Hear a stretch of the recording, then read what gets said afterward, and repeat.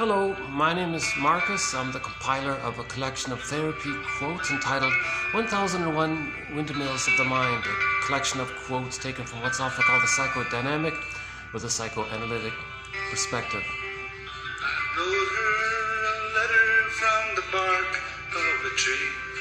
I was telling her that I would soon be there. Willie Mitchell. As the fire was lifting, my mind started drifting. Birch bark letter. Drifting like the smoke curled in the air.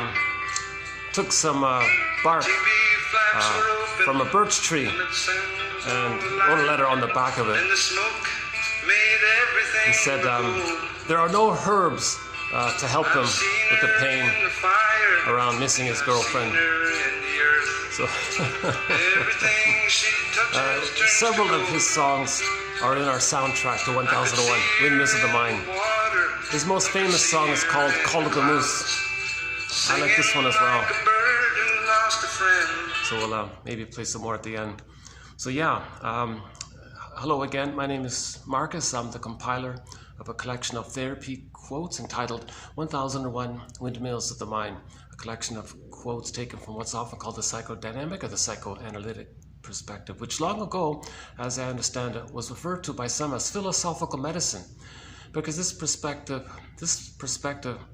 helps one to know themselves more fully, to accept and reintegrate and re-own and reclaim aspects of themselves which they may have lost due to early trauma, developmental trauma.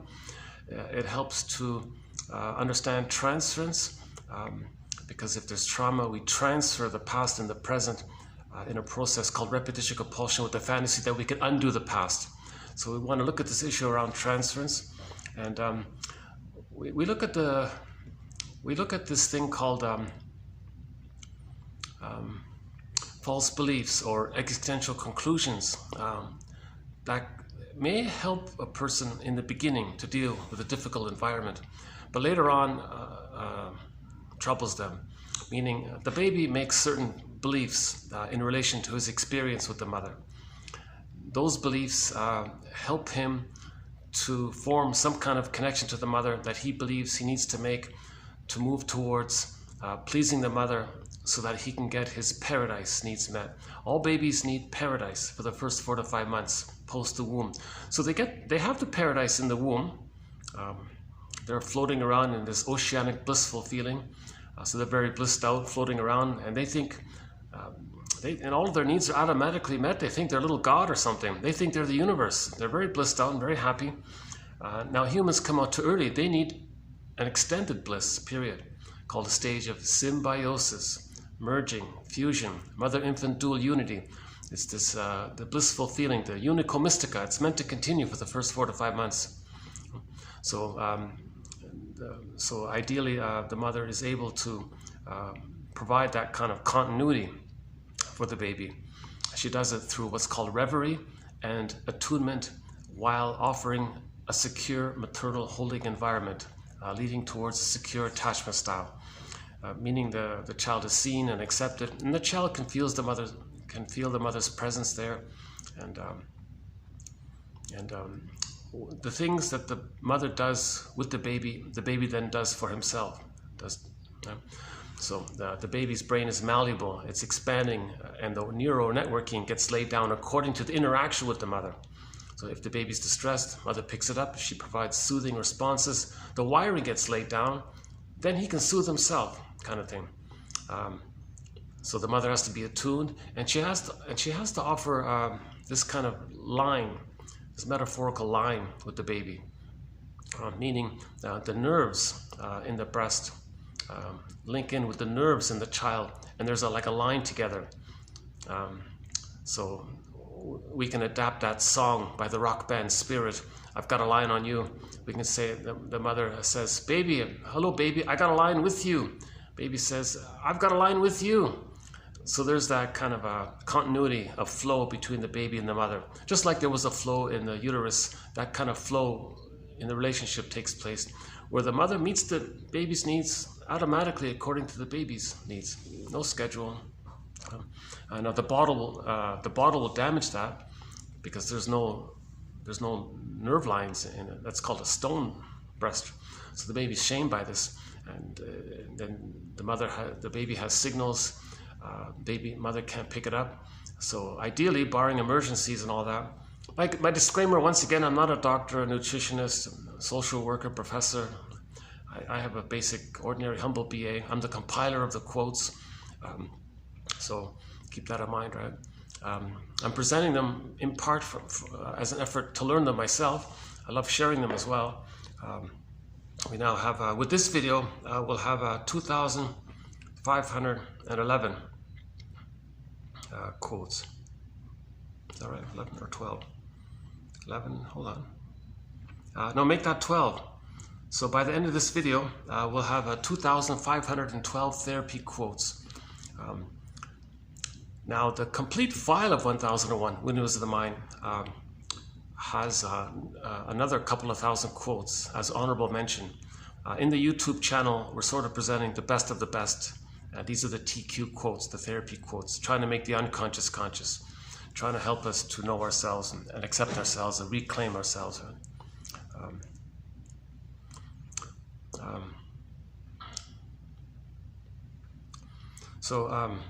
If for whatever reason the reverie isn't there, the maternal holding environment isn't there, the attunement isn't there, the baby feels disconnected somehow, insecure. So he thinks that he needs to have the attunement. He needs the paradise to continue. Right? So all babies need the paradise to continue. By the way, this is just an experiment here. My first time in this room here. All my other spots are taken. So I noticed this sort of room being empty, so I thought I might try it here.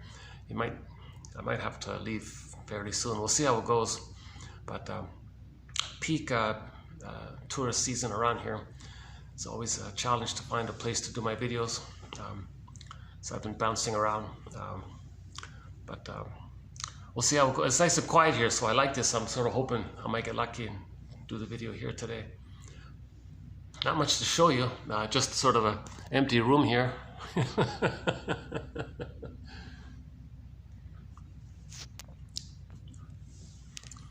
So we want to correct these false beliefs. So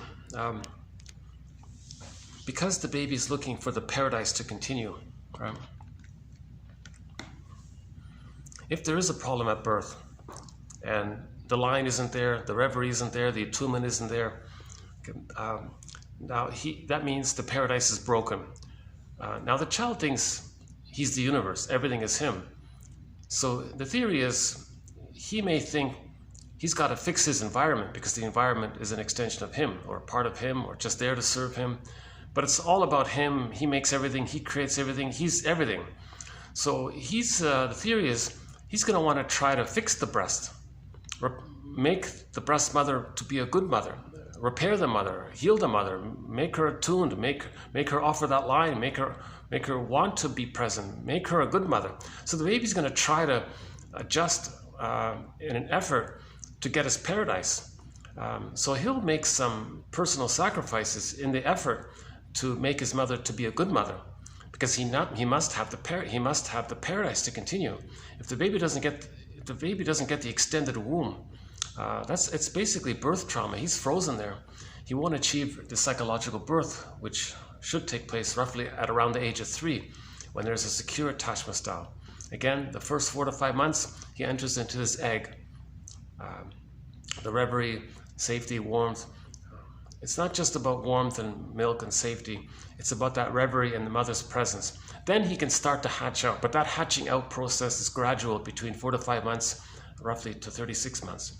So if he doesn't get that egg, he doesn't differentiate. He doesn't separate because he never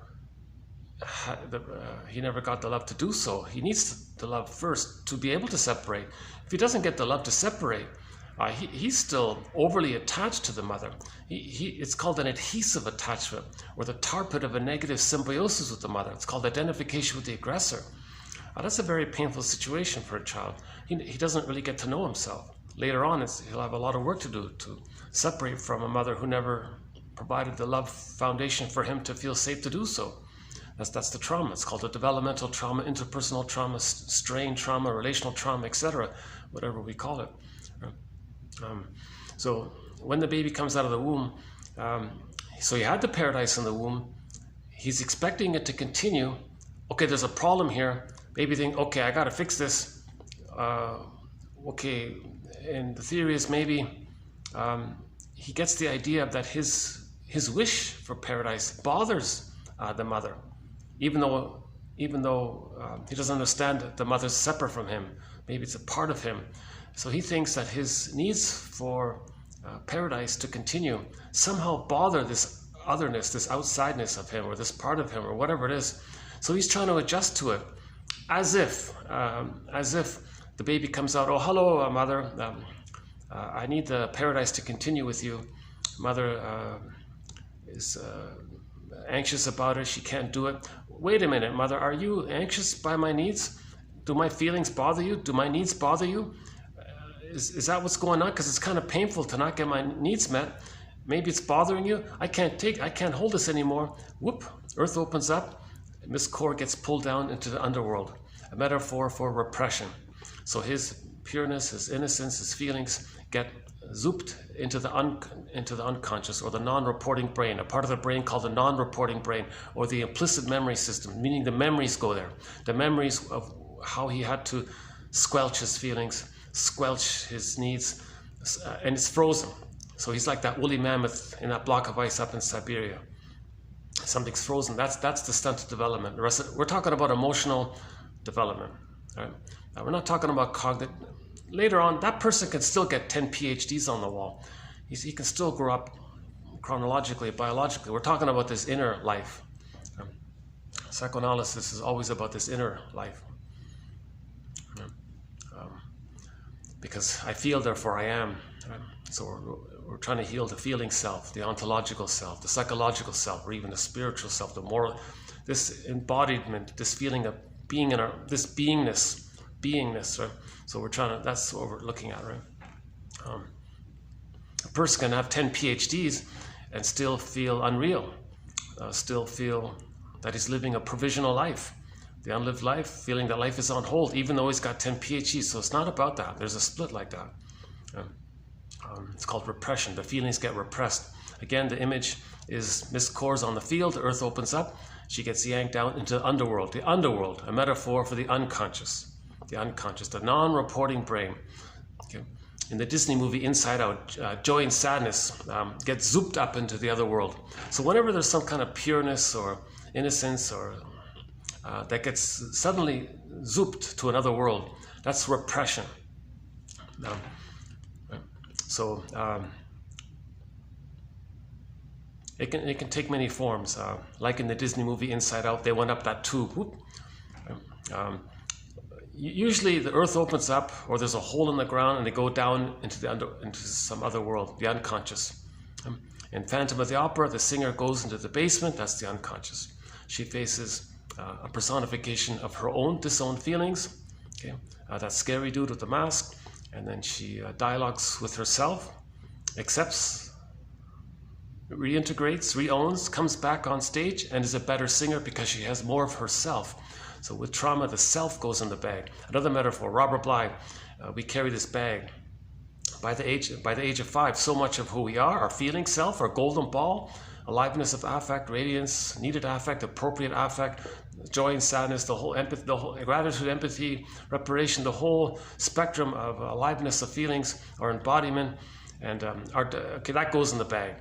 And if that goes in the bag, that means the developmental path of the psychological birth goes in the bag. Okay? And if that happens so early on, he doesn't differentiate. And with trauma, he's afraid to know his feelings. So his feelings go in one box. Knowledge of the trauma goes into another box. It's compartmentalization, and they don't communicate with each other. And the person may go through life being afraid to make the link between the event and the feelings, and because of the anxiety that'll come up. So repression is a defense mechanism. So that's one of the main defense mechanisms. Again, maneuvers of the mind, operations of the mind, mechanisms of the mind, even tricks of the mind that the person adopts, the person's mind adopts, the person's ego adopts to deal with immense fear, abandonment, depression, anxiety, persecutory anxiety. Remember, the baby thinks it's too much excitation to not get his needs met. He can't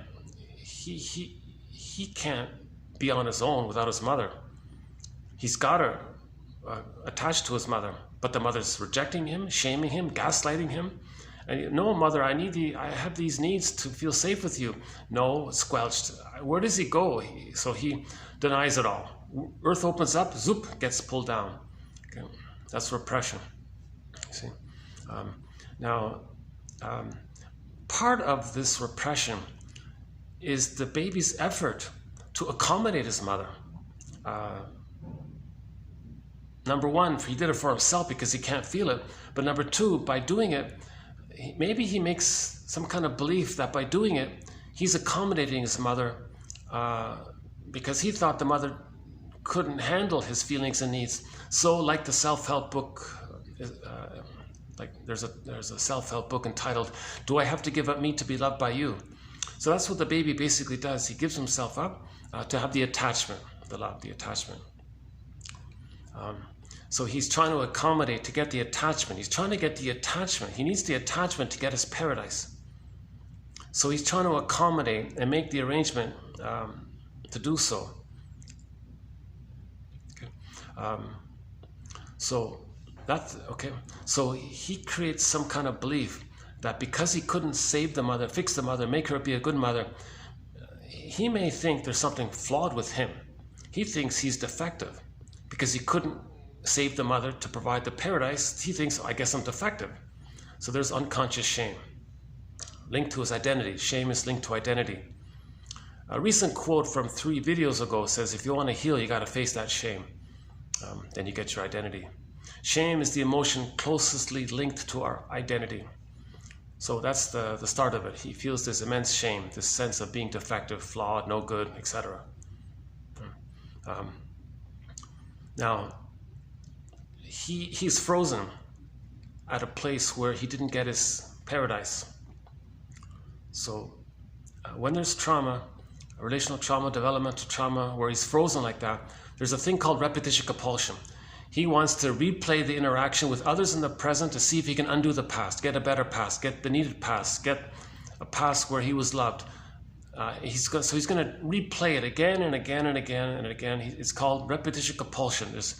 Someone said, put a little dash between the M and the P. There's like the pulsion, like in the engine. There's just this compulsion to get out of the pain, to replay it, to get a happy past. He's trying to heal. It's related to this innate drive for healing. He doesn't want to feel that pain.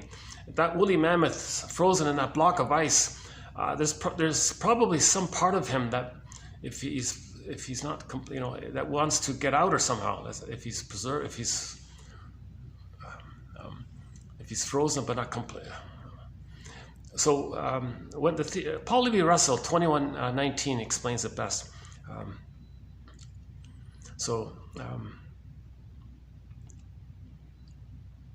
No one wants to feel kind of this emotional pain, psychological pain, psychic pain. So the organism seeks healing. So the organism wants to replay the event that caused the arrested development. So how does a person replay that? Well, the mother rejected him. He'll go through life goading others to reject him, or choosing others whom he anticipates will reject him, because he wants to replay what happened. Now, the fantasy of doing this is that if he replays it, anytime he replays it, he has the fantasy that he can undo it.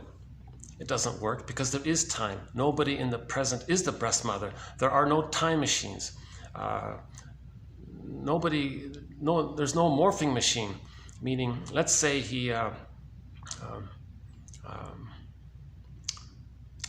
let's say the woman chooses finds a partner, let's say, and the guy gets the message, your mother didn't soothe you properly or something. Okay, well, what I'll do is I'll invent a time machine, and you and I will go in it. We'll go back to the nursery. I'll morph to to the breast mother, you'll morph into the baby as you were. I, as your mother now, will provide the soothing, the reverie, the attunement, so that you can feel safe and keep your golden ball. Okay, and then during that time, you'll get your wiring laid down so you can then soothe yourself. Okay, then we'll hop back in the time machine, enter into the present. I'll be me and you be you, and you'll be calm, so you'll get what you needed. It's not going to happen. So repetition compulsion is the fantasy that something like that could happen, let's say. Obviously, it's ridiculous. But the baby doesn't understand time. He doesn't understand practical reality. He's just in this now moment. I need this, I need it now. That's all he is, right? So he doesn't have a developed ego. He can't think about things. He's just pure need. He just needs. He's still developing, right? So if he's traumatized there, the organism, now the memory's there, so he grows up, but he feels pain. So he's going to. One theory is he's trying to make himself conscious of it. So if he replays in the present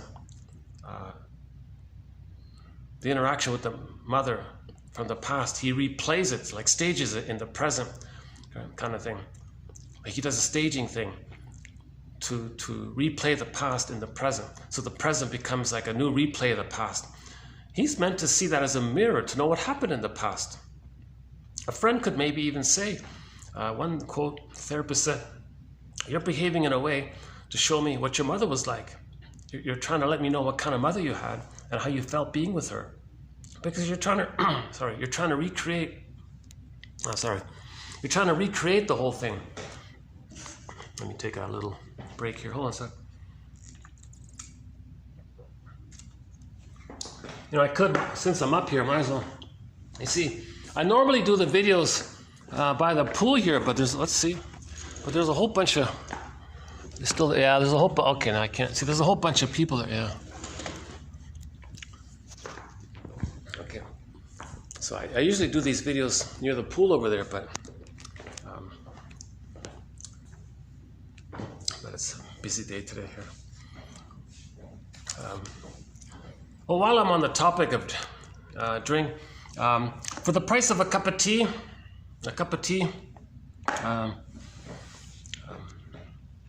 one can get the complete file of 1001 Windmills of the Mind. Not only the TQ quotes, the 2,512 quotes are there, plus another several thousand quotes are in there. The TQ quotes often have multiple parts to it, so it's closer to 10,000 quotes all in all. It's almost like it seems to be approaching what feels to me to be an encyclopedia of the psychoanalytic perspective, this second language. Right. So we were talking about reenactment. So the most common reenactment is the person identifies people.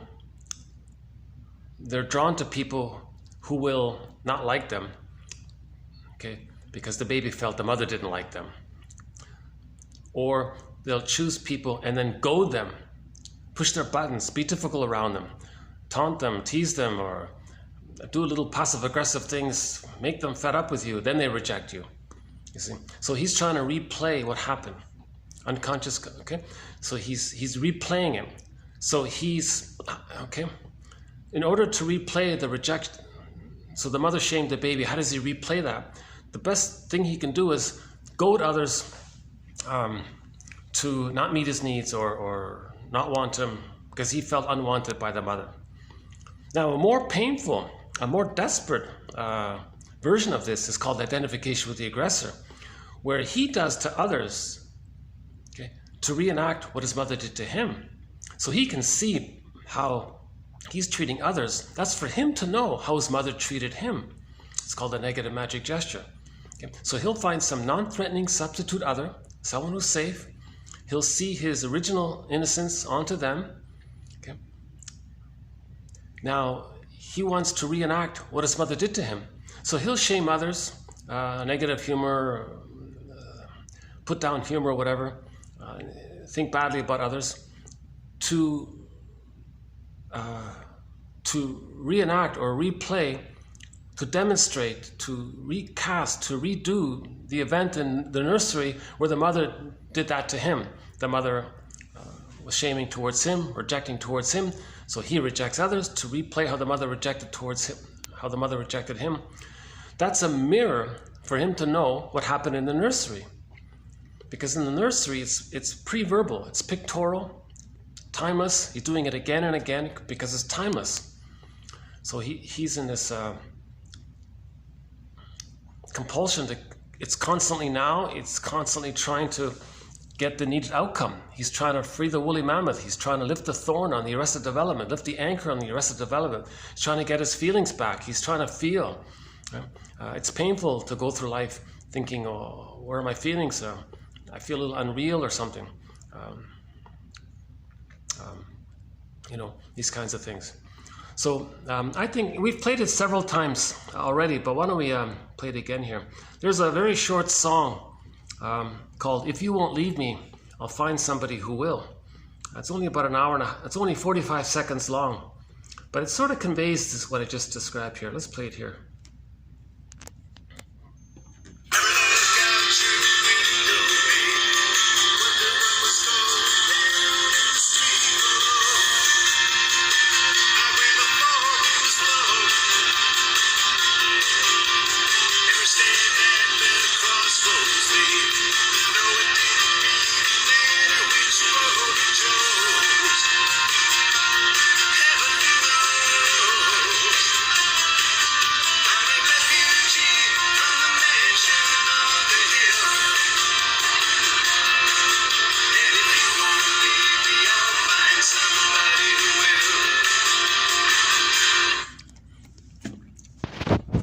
That was written to be a theme song for a TV series that never really got made, but the song was protected. Warren Zevon is the singer. So he found a girl who won't leave him, and he can't accept love. He's not there yet. So the mother abandoned him as a child. He chooses women in anticipation that they will leave him. He expects it. He chooses them for that purpose, or he goads them into leaving him. He wants to replay how the mother abandoned him. So all of the women he meets will abandon him. One day, like the song implies, a woman will said, "No, imagine that, I'm going to stay." He freaked out. I can't handle this. I haven't reached a place of abiding love, mutual love, because I'm still enraged at being abandoned by my mother. So I want to replay and mourn that first. I'm not there yet. So if you won't leave me, I'll leave you. So that's identification with the aggressor. So, right, in the first part, he usually chooses women who will leave him. Now, the woman didn't leave him. So then he'll do the leaving, and he'll find someone who will. You see? The song's a great song. One more time.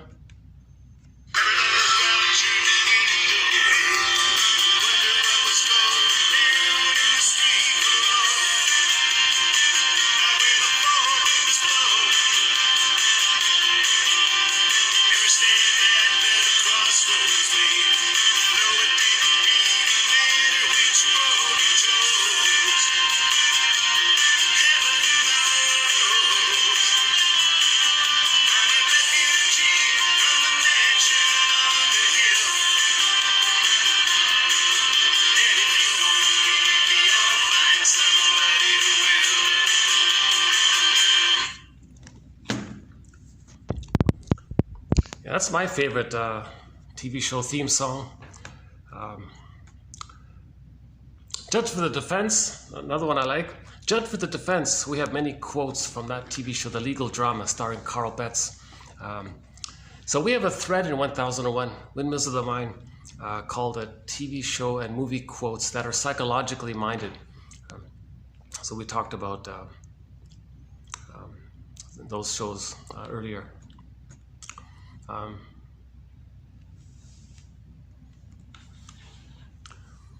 Okay, so the reenactment can take two forms. He'll goad others to reject him or abandon him, or he'll do the abandoning to know himself how his mother abandoned him, that kind of thing. So we are replaying it. Edmund Berger's metaphor for this. Every neurotic is a music enthusiast, but he only has one record. And he carries this record with him everywhere he goes. Every time he sees a record player, with never-ending fiery ardor, he spins off that record like a compulsion. He's just going to replay it again and again. In every new situation, he's going to play that old script, that old traumatic script that's imprinted in that record. And he only has that one record. He's desperate to keep playing it. The fantasy is, if he replays it, because he's still in the now of the past, he wants to get the needed past that he needs. He wants to get the proper past. He wants to get the proper experience. So he's playing it again and again, but there is time. That's the thing. The unconscious doesn't understand time. So in the non-reporting brain, there's no time. It's timeless. All of these fantasies in the mind, it's timeless, that kind of thing. Myths and fairy tales are considered timeless. The dream, right? That kind of thing. So the psychoanalytic perspective, we want to face some of these false beliefs. It wasn't the baby's job to save the mother, protect the mother, cure the mother, make her a good mother. He thought he had to do so because he needed an extended paradise. He forced himself to believe that he was desperate, but that belief comes from his desperation to have the paradise. So he makes that belief to support his need for the extra paradise. To have the extra paradise, he makes that belief that it's his job to make the mother be a good mother, a satisfying mother.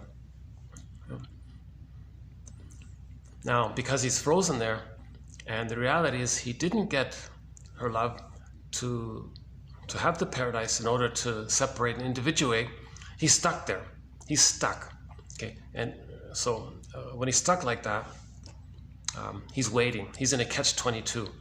He's waiting because he needs the mother's love to leave her.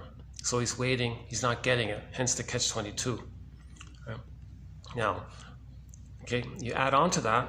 You extrapolate from that. He goes through life waiting. And now, how does he wait? He is loyal to the mother. How is he loyal to the mother? He's going to replay the deal he makes with the mother, meaning he's going to give himself up for the attachment.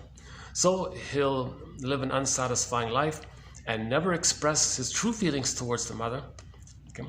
So the deal was, don't express your feelings and needs towards the mother, because that would make it more difficult to make her a good mother. You gave up your feelings and needs in the effort to make her a good mother. So if you're stuck there, you're afraid to. You see, if the person does later on attribute their feelings and needs towards the source, then they're going to face the furies, the persecutory anxiety, this massive anxiety around what the baby would feel to be himself without his mother. You see, so now some of those feelings are coming up. So chances are he's going to just cling to the mother, be loyal to the mother. So dysfunction equals being loyal to the mother. Dysfunction equals still trying to save the mother. Dysfunction means still trying to get the paradise with the mother. Now we're talking about memories now. Even the person might be in his 80s and he's still doing it. It's not about chronological age. Okay? He's still going to be... So he thinks if he's going to be himself, he's going to betray the mother. That's a huge issue. So there's a false belief that if he's true to himself, he's going to betray the mother. He's going to break the deal with the mother, hence not have the chance to make her a good mother, hence never get the paradise that he needs. Immense anxiety around that. You see? So there's a false belief. Do I have to give up me to be loved by you? So Masters' axiom is called self-activation triggers abandonment depression, which leads to defense. So if a person in life wants to self-activate, know their real feelings, know their real needs, be vulnerable, accept their woundedness, try to mourn a loss, try to face the truth that the mother failed us, do something real, okay? That's gonna trigger that when the baby tried to be real in the beginning, what happened that time? He was enraged, he's greedy, envious, he's spite, vindictiveness, shadow. He's going to face a lot of this stuff. So, so if he tries to self-activate now, later on, he's going to be reminded of all those painful feelings, the screen painting. He's going to be reminded of that. Now, whenever there's lots of anxiety, enter defense mechanisms. So he may just squelch it again, or he may engage in the manic defense, or just repeat what happened without awareness. Those kinds of things. Act out. It's called transference, acting out, that kind of thing. So the false belief is, number one, it's not the baby's job to save the mother. It's not the baby's job to correct her, fix her, make her a good mother. It's not the baby's job to do that. But in our unconscious belief, we have this belief. Now again, we're talking about the insecure attachment style. Roughly 70% of the babies in North America, by one estimate, are not getting a secure attachment style. That's the trauma. That's a relational trauma. So psychoanalytic perspective looks at some of these false beliefs that if he were to be himself, it would displease his mother. It's not the baby's job to please the mother. It's the other way around. It's the mother's job to please the baby. But he's operating out of the timelessness of what happened. So he creates a model, imprint, stencils, blueprint, mental templates, psychological imprints, working models, and he's operating from these painful memories. Unconscious fantasies come from there. And so it's you can imagine the fantasies around. It looks like a myth or fairy tale, very scary, those kinds of things, right? Ghosts and monster images, those kinds of things. That's a sign of trauma, right? So he wants to replay the interaction with others, substitute parent, in the present, with the fantasy that the person in the present can be the mother that should have been there, the mother that was yet to be but never was. So the fantasy is that the partner is going to be the good mother that should have been there. It doesn't work. But so that's the compulsion. That's the positive intention. They're trying to heal. It's misguided. It doesn't work. But that's sort of the positive intention. It's trying to heal. It wants to heal. So it's going to replay it with the fantasy that they can undo the past. Because another false belief, there is time. So we got to accept that there is such a thing as time. Emotionally, not just cognitively, right? So that's sort of a theory around healing, to face some of these beliefs. And now when we face some of these beliefs, the truth will upset you free. So when you talk about it with somebody safe, talk about what happened and what you needed and didn't get met, you might get dreams around it, and then you go, oh my God, really? I didn't get a secure attachment style? Whoa. So the mother failed me, mother betrayed me, she did that to me? How could she do such a thing? Aren't mothers supposed to be so great? Well, she did her best, but she didn't know it all. She couldn't do it all. She would have if she could have. So you look at your mother's situation. Find out what her favorite joke is. That can be a key to understanding her personality. Find out what her earliest memories are. That's another key. Try to get some kind of work towards being a psychological detective to obtain a psychobiography of your parents. Look at their psychological situation. If they had trauma, okay, they may be repeating it. So if the mother was shamed as a child herself, she may shame her own child to replay how her mother shamed her, for her to know that her mother shamed her. She's trying to see what happened to her by doing it, replaying it, ultimately for her to know what happened to her. But she's got to be conscious of this. Then she can stop it. If we're not conscious, we keep repeating. Okay? So we repeat and don't remember. So Russell says, repetition compulsion is because we're searching for memory and feeling and identity. We repeat because we don't have memory, feeling, and our sense of self, our beingness. When we get them, then we stop repeating.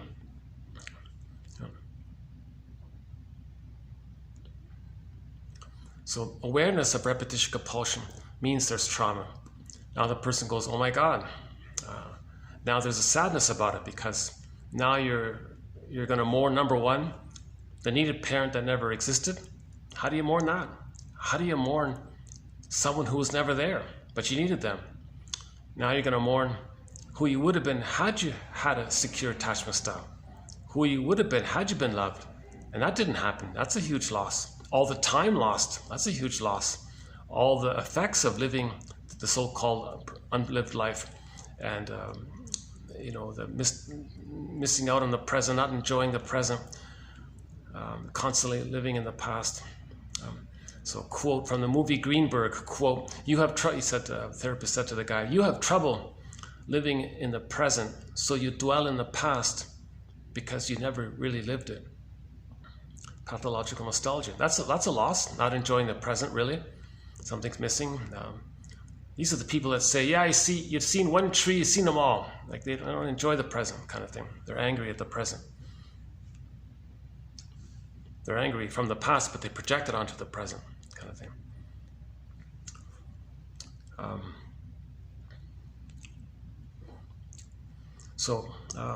We want to. So part of the psychoanalytic perspective is about weaving this basket of knowledge. Psychoanalysis, looking for an egg in a basket that's missing. So these ideas can help. They're like little threads. They repair the ego, strengthen the ego, restore the ego to make us, meaning build awareness. Then feelings can come up on their own spontaneously. Okay? So we need to build the ego. If we build the ego, then we have the ability to start to move towards forgiving the parents. Forgive your parents, heal yourself. How do you forgive your parents? Get their story, see the two sides. Once you start to see the two sides, that's healing. Then you can differentiate, because then you can focus on yourself. You see, if you don't forgive the parents, it's not going to work. So build the ego, forgive the parents. In the process of forgiving the parents, we're seeing the two sides. That's called resolving splitting. Okay. Splitting is why the person doesn't differentiate. When there's trauma, the child splits the concept of the mother and creates two mothers. That's unrealistic. He can't leave his mother if he thinks there's no whole mother there. It's just goddess and demon imagery. So he's got to get to a place where the mother is seen as a person. Rosanna Deerchild has a quote in our collection. She said, the quote, the more I got to know my mother, the more of a human being she became to me. The more of a person. That's what we need. We need to see our parents as people, flawed people. They had their dreams. They're ordinary people. Bruce Springsteen says it in his song Independence Day. If you look up on YouTube, Independence Day, Bruce Springsteen, Toronto. Let's see if we can find it here. Fathers and sons, fathers and sons, fathers and sons. That's how it begins. Yeah, okay, here it is here. Just listen to the introduction to this song. Fathers and sons, fathers and sons, fathers and sons. Independence Day was the first song I wrote about fathers and sons. It's the kind of song you write when you're young, and you're first startled by your parents' humanity. You're startled by their humanity. You're shocked to realize that they had their own dreams and their own desires. They're human beings. Their own hopes. They're people. Maybe didn't pan out. They're in pain. Exactly the way they'd have liked. They're disappointed. And all you can see are the adult compromises that they had to make. And you're still too young to take notice of the blessings that some of those compromises brought. Good and bad. And all you can see is the world that they seem locked into. And all you can feel is your desire to escape. Well, I had a simple setting for this song. It was just a late night conversation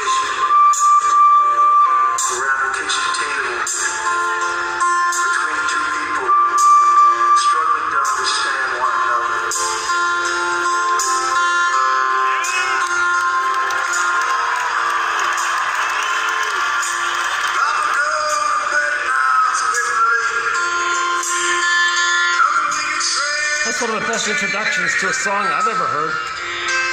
Just saying you're startled to realize that they had hopes and dreams, didn't pan out, so they're disappointed. They're people. They had hopes and dreams. You see, so they tried their best, so there's some blessings there. They couldn't do it all. They didn't know it all. They tried. So you got to, one clue to seeing the humanity in your parents is, I think it's pretty good. Ask your mother and father for their favorite joke. What's your favorite joke? That's a huge clue. I think that's a huge clue. It'll give you a sense of the theme of what concerns them. The theme and the theme that concerns them, at least. And the earliest memories. Ask them what their earliest memories are. And that's huge. If someone can do that, yeah, I think so. Again, fathers and sons. Fathers and sons, fathers and sons, fathers and sons. Independence Day was the first song I wrote about fathers and sons. It's the kind of song you write when you're young, and you're first startled by your parents' humanity. You're startled by their humanity. You're shocked to realize that they had their own dreams and their own desires, their own hopes. Maybe didn't pan out exactly the way they'd have liked. And all you can see are the adult compromises that they had to make. And you're still too young to take notice of the blessings that some of those compromises brought. And all you can see is the world that they seem locked into. And all you can feel is your desire to escape. Well, I had a simple setting for this song. It was just a late night conversation around a kitchen table between two people struggling to understand one another.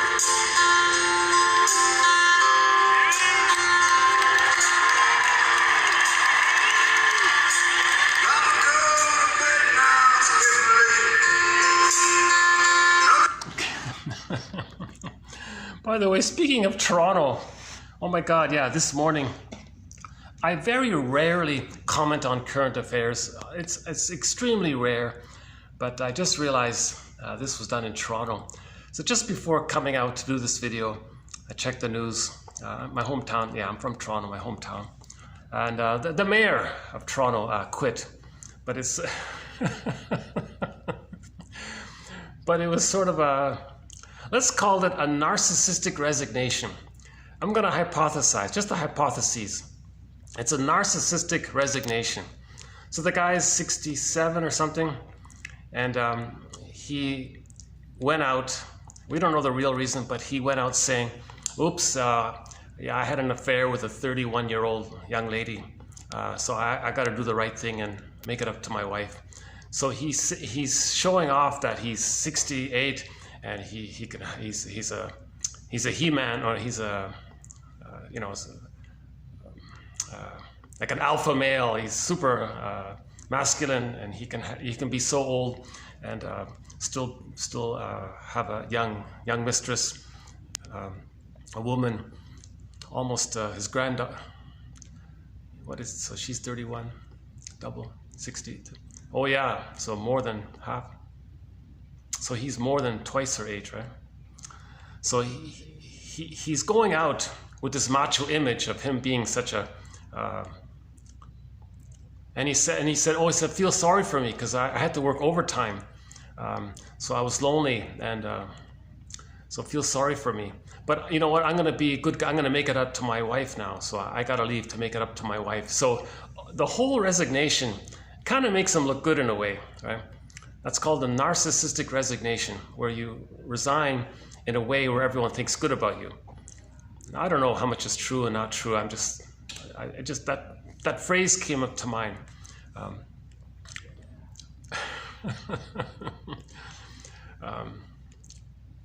A lot of the comments are very humorous. you know, like she was the intern or something, right? And someone said, yeah, there was so much for social distancing because there was supposed to be social distancing, all these things at that time, right? So yeah, Toronto, I wouldn't have mentioned it unless I played that song here. I forgot all about it.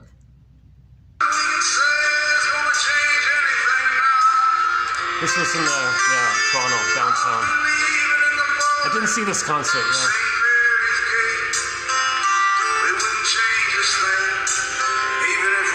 You know, when he originally wrote this song, he says it in the introduction. He first wrote it in terms of physical Independence Day from his dysfunctional family.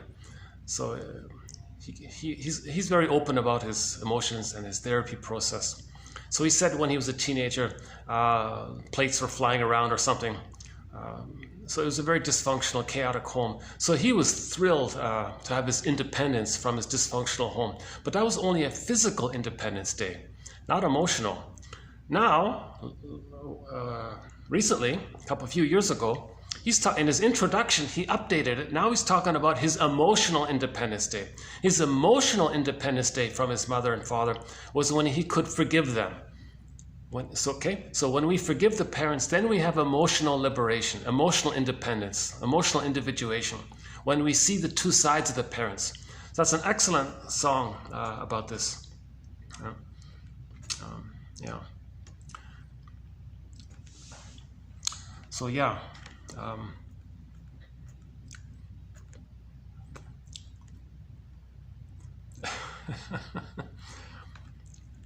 Yeah, his resignation was kind of, the mayor, his resignation was kind of humorous. Oh, feel sorry for me, I was busy. And it was inappropriate. And so let me make it up to my wife. Let me do the right thing here. Plus, I don't want to drag this out and make a big story. So let me just leave. So we don't know the real reason why he's leaving and all this. But he was I don't know that much about him. I've been away from my hometown for a number of years. But yeah, Kensington Market, that's a famous market in Toronto. We played that song once from Toronto. Yeah, Rick Sanders is from Toronto, one of our musical voices. The rock band Triumph is from Toronto as well, also one of our musical voices. Rick Emmett and Gil Moore from the band Triumph. We've played several Mind Games, Spellbound, Lay It on the Line, Follow Your Heart. A lot of good songs from them. Rick Sanders as well. Yeah. So Toronto had some good music. Yeah. Beatrice Deer actually played in Toronto recently. It's on YouTube. Okay, enough about Toronto. We'll move towards Transference, one of our main topic today. Beatrice Deer.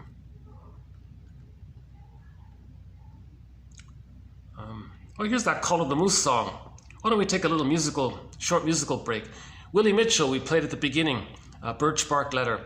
Here's his most famous song called Call of the Moose.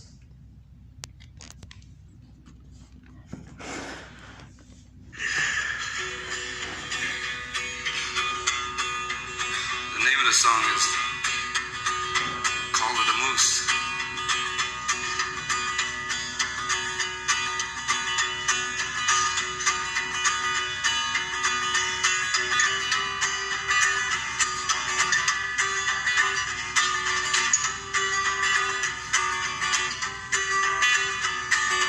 Listen to the older folks, what they have to say. And I listen to the waterfall, begging for another day. And I listen to an eagle cry, dying high in the sky. And I listen to the call of the moose as she lays down to die. Don't you know, I gotta let him be. Don't you know, can't you see? I listen to the man of the law, I listen to his way, and I listen to the crack of a gun, and I'm the one that had to pay. And I listen to the Ojibwe chant and to the drumming of the Cree, and I listen to the cry of the people dying of mercury. Don't you know?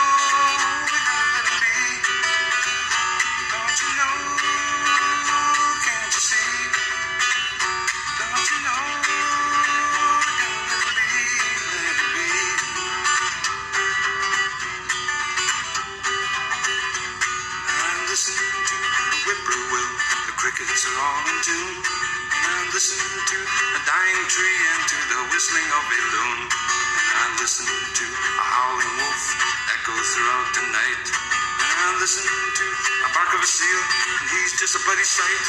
Don't you know? Gotta let him be. Don't you know? Can't you see? Don't you know? Gotta let him be. Don't you know? Can't you see?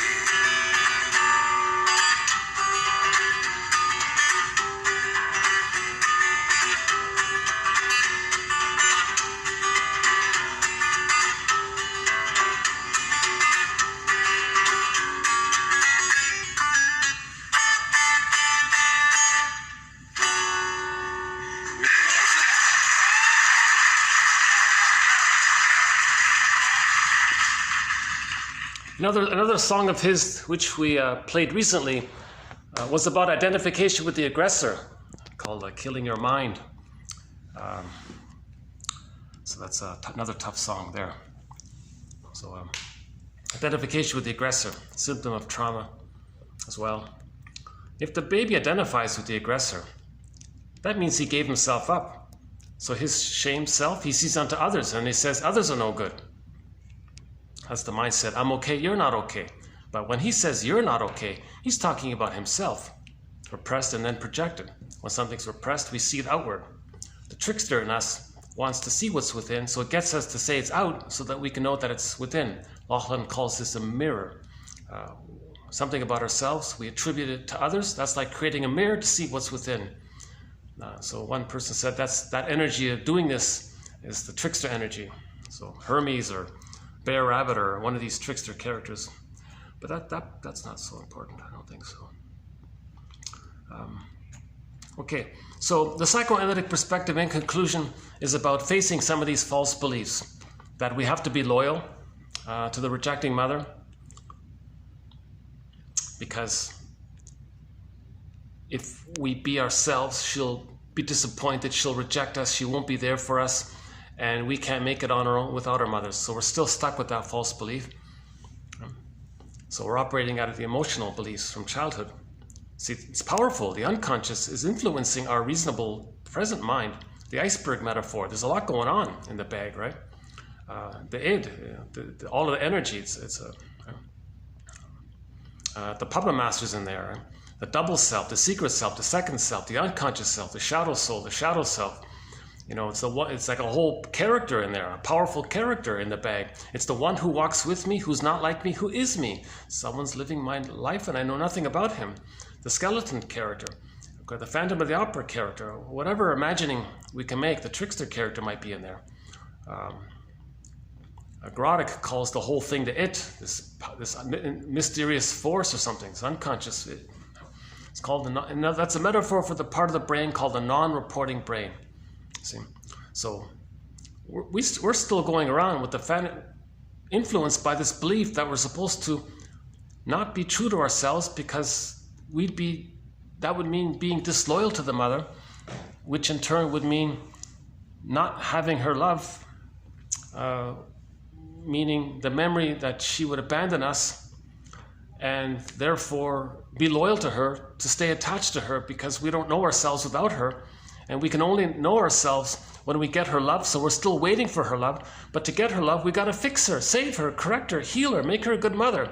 In the process of the repetition compulsion, it's called dysfunction equals protecting mother. So they're going to sabotage their happiness, their success, their individuality, their growth, their healing, their embodiment. They're not going to make sense in life. If you're not in your body, you're not making sense. Literally, says Kristen Wilson in a speech we played recently. So that's one area of the psychoanalytic perspective, to face some of these false beliefs. It's a little confusing, that term, false beliefs. These beliefs, which are false, or to face these maladaptive, dysfunctional existential beliefs or existential conclusions. So the more we don't, the more we repeat, the more we're estranged from ourselves. Finally, at midlife, a person says something's missing. That's good. Now he can look in the bag. That's the second journey of midlife. Okay, the Odyssey. Okay, it's like a whole ocean in there. We go on this journey looking in there. So it's like traveling in a forest, dark woods, the forest, the ocean, these kinds of things. So it's like another imaginal world, a fantastical myth or fairy tale world. Right? So again, myths and fairy tales are metaphors for psychology. Right?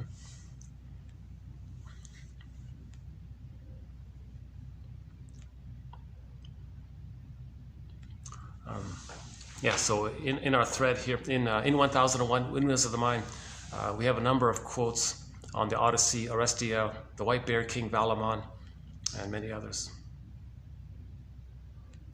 We did a recent one. What was the most recent one? I'm trying to remember the one we did about a week ago. It'll come to me later. Okay, in today's, let's begin then with today's quotes. 25, 10, 11, and 12. So 10 and 11 are about transference, one a major threat. Again, we transfer the childhood experience in the present because of the pain we're feeling. Transference reveals the past. Transference is a mirror of the past. Okay? So this is another key component. Somebody said that the top 4 areas of psychoanalysis is free association, say what comes to mind, because we have a need to say what's important. If we feel safe with somebody, important contents will come up, then that's called working through. The working through process is reintegrating and re-owning what's in the bag. That's called working through, reclaiming, relinking, rehaving what we lost in childhood. That's working through. So free association brings up stuff, we can accept it back into ourselves. So that's called free association. Now there's resistance to it. So you point out the resistance. Oh, that what it is? Then it might, then it can come up when we point out the resistance. So defense before content. You point out the defense or the resistance, and then the content will come up. Yeah. The third one is, I just mentioned the transference. The other one is called a dream interpretation, if dreams at night. Dreams, yeah. In the last video, we did a quote on dreams. So let's continue with our thread on transference. If you type in the word transference in our search in this search engine here, in this embedded in this channel, like this mini search engine embedded within the channel, psychoanalytic self-awareness quotes. I don't mean the YouTube search engine. I mean within the channel's search engine. Type in transference. You'll get a wealth of material. But I think for convenience, it's much easier to get the file and just scan it down that way. So we'll add a couple of quotes here on transference. So we'll start with Andre Green, 2510. Transference, whatever the form, positive or negative.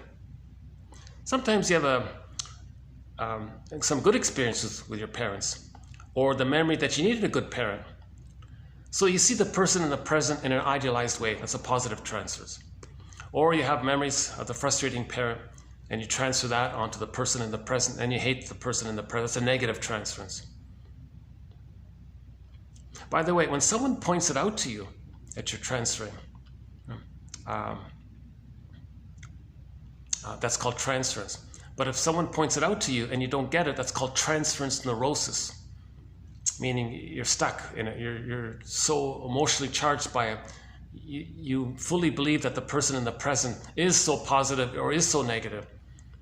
It's because you're still stuck. You're deeply stuck in the past. So you're really seeing the present based on the past. That's a transference neurosis. So you're not really seeing the reality of the person in the present. You're just seeing it through the lens of the past. Okay, again, transference, whatever the form, positive or negative, stems from a compulsive factor which tends to repeat, a constellation going back to childhood, and which, unless it is analyzed, will always tend to reproduce itself spontaneously. It's this compulsion. So it's just going to happen. In every new situation, we're going to spin off that record. Edmund Burger's metaphor. We're just constantly trying to rework, relive to get a better past. So in every new situation, spontaneously, automatically. And Andre Green said here, before the term repetition compulsion was finally accepted, a prior working term for it was repetition automation. Like it was just automatic. Repetition automation. New situation, automatic, just going to replay it. Okay? So if the person felt very shamed by their mother and they identify with the aggressor, every time they see someone who's weak or vulnerable or sensitive, like an automation, they're going to say how bad they are. They hate vulnerability, they hate weakness, they hate girly, they hate anything tender or needy or feeling. They hate because they've identified with the aggressor and they want to reenact how the mother shamed their feminine side, their feelings, their embodiment, their needs. So in every new situation, whenever they see someone who's hurt or something, they're going to shame them and hate them to know that the mother hated them, kind of thing. From the baby's point of view. Maybe the mother didn't, but the baby has that interpretation. The baby creates an image of the mother as a devouring monster that wants to eat him. For more on that, yesterday's, the last video. Oh yeah, another update I want to make. 2 days ago when I made this video, another news item was 12,000 people perished in all of the crumbled buildings. The people sleeping in the buildings early in the morning.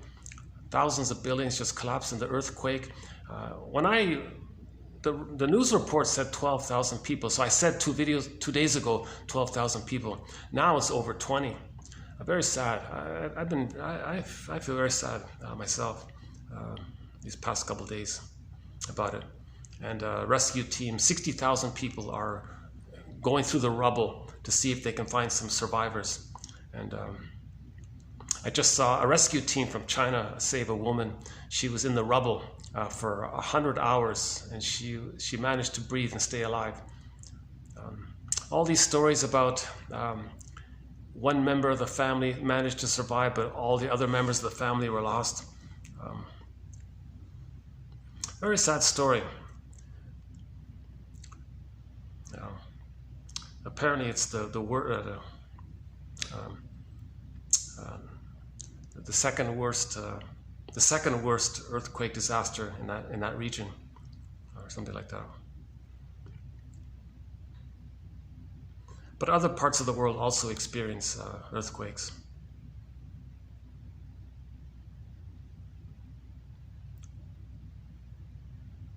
Yeah, the Toronto newspaper didn't really post much about it. I thought, oh my God, you're barely reporting it. 20,000 people died in one of the worst earthquakes. You're barely mentioning it. Oh my God. Same with the. See, that's prejudice. That's got to be prejudice. I don't know how to. I'm just surprised about that.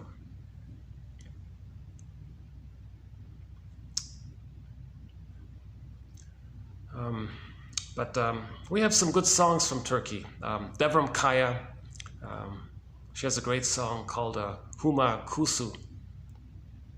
Great song. And yeah, I was thinking about that Fiolora. Is that right? Fiolora, the brand of chocolate from Turkey. So I see. I'm just thinking maybe. What if everybody, for the next, 1 year, when they buy chocolate, just buy that Turkish chocolate. Maybe it'll help a little bit. It's a good chocolate. It's sweet. It's very sweet, very rich, very milky, very sweet. It's affordable. It's a good chocolate. Fiolora, right?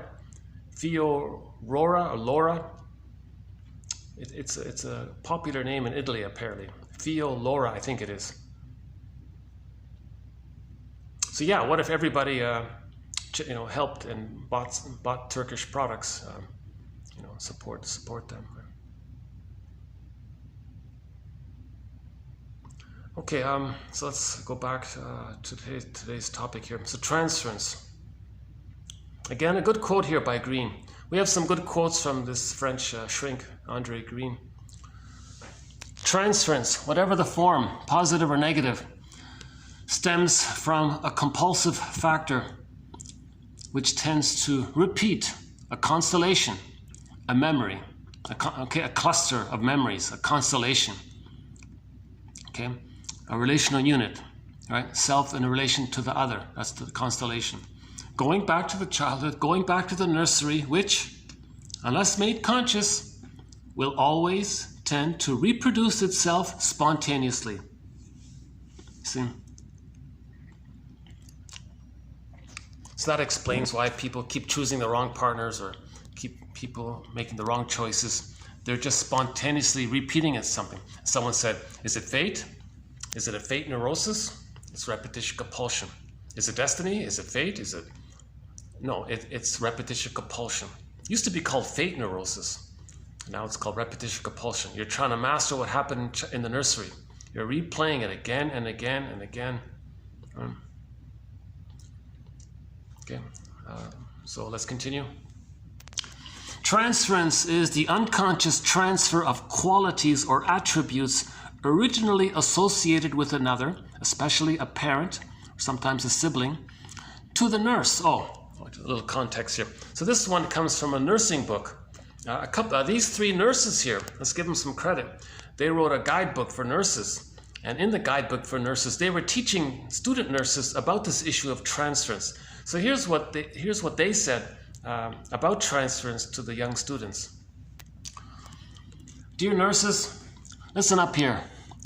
Transference is the unconscious transfer of qualities or attributes originally associated with another, especially a parent or sibling, to the nurse, to you. It is a deviation in the nurse-client relationship that occurs because the client tends to bring frustrations, conflicts, and feelings of dependence from a past relationship into the current one with the nurse. The child was dependent on the mother in the hospital. They're dependent on the nurse, so it's going to trigger that up. The client expects positive or negative responses that have been a part of the earlier relationship, even when the current relationship with the nurse does not provoke these responses or suggest that they are appropriate. The client may express feelings of affection, rejection, hostility that are too intense or out of proportion for the current situation. The client may feel rejection by the nurse or feel guilty by perceived inadequacies. Just as the client has difficulty trusting the nurse may not trust the client. Behaviors from clients that seem inconsistent or ambivalent may draw out counter-transference reactions in the nurse related to times when she felt insecure, frightened, and unsure of herself or how to react. Right? So the client or the patient might trigger the nurse's unhealed areas, and then she transfers her childhood onto the client. It says, patient, you're the bad parent. You're no good. My mother told me I was no good. So the nurse is engaged in counter-transfers. She was there to help. She was calm. She was neutral, doing the best she can. She wants to be there. Now suddenly she has this strong emotionality of what happened in her childhood being replayed with the poor patient in the bed there or whatever, and that's counter-transference. Okay, next part here. Transference phenomena are considered a form of resistance. Analyzing these transference feelings and interpreting their connections with the past are processes that lead to insight and promote change. Yeah, so we're gonna promote change with this awareness. By interpreting the transference from the past, the client was able to see his distortion of the present, develop a better understanding of his abilities, and begin the process of improving his self-esteem. Yeah. The more you transfer, the more you project, the less self-esteem you have. The more you own your projections, the more self-esteem. Because the self is in the bag. If you say it's out, then you're not feeling that it's in. But if you own your projections, the more you own yourself, the more self-esteem you're going to get. That's the healing journey, right? The healing journey is to integrate, re-own what we lost in childhood. Our memories, our feelings, our needs, developmental path, our opinions that we created, our emotions around the opinions that we create, the compulsion to still find love, to still find the paradise. So greed and envy can be there. The grandiosity didn't get resolved, awareness of that, etc. Okay, next part here. Nuances of transference occur when children express feelings toward the nurse that they feel for their parents. For example, children fearful of their parents may be fearful of the nurse. Next one here. Okay, negative transference is usually attributed to the elderly's unresolved conflicts toward their own children. These hostile and envious feelings are transferred to the nurse. Okay. So some seniors in the seniors' home, if they project their hatred towards their mother onto their own child, now the nurse is there reminding them of their own child, they're going to hate their own mother through the proxy of their own child seen onto the nurse. See, so the nurse becomes like a proxy of the proxy. Okay? So the senior lady in the nursing home, she hates her mother. Okay? She projects that onto her own daughter. She hates her daughter now. The nurse reminds her of her daughter. So the daughter was a proxy for her mother. The nurse reminds her of the proxy daughter. So see, that's why some seniors are very rude to the nurses, because it's in a roundabout way. The seniors are enraged at their parents, seen on to the nurse, who's filling in for the proxy child that the senior originally transferred their hatred towards onto, that kind of thing. Positive transference, on the other hand, positive transference occurs when the elderly client attributes his feelings of love and attachment for his own children to the nurse. Yeah. So if the senior is healthy and they love their children, then they have the nurse there. They'll be kind to them, thinking, you're just like my daughter, you're just like my son. I'm going to be nice to you. It makes me feel good to be nice to my children. That kind of thing, right? That's called a positive transference. In conclusion, transference. It's an unconscious mechanism by which feelings and attitudes originally associated with important people and events in one's early life are attributed to others in current interpersonal relationships. Okay, next part. Transference phenomenon, transference reaction. The client inevitably begins to react to the analyst with the same feelings and attitudes that were present in another significant relationship, usually with the mother or father, to relive or reenact troubling experiences from the past with the analyst as parent substitute. An intense emotional situation occurring in psychoanalysis when one comes to behave toward the therapist as one had behaved toward a significant figure from the past. Okay. So that's the therapist's job. He says to the client, you're showing me what kind of parent you had. You're letting me know what it was like to have your mother. You're letting me know what it was like to live with her, because you're acting like her and you're coaxing me to feel what you couldn't feel. And you're letting me know how you felt with this mother, your mother, that kind of thing.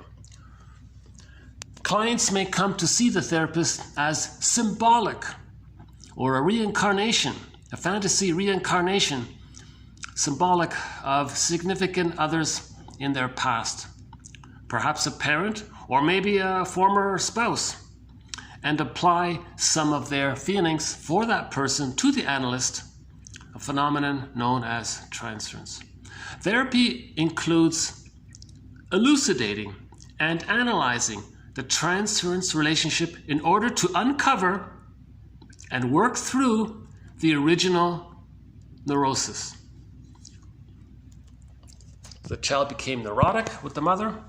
That's the original neurosis. It's being replayed in the present, Analyze the present to work through the past neurosis. That's the idea there. Huh? Okay, next one.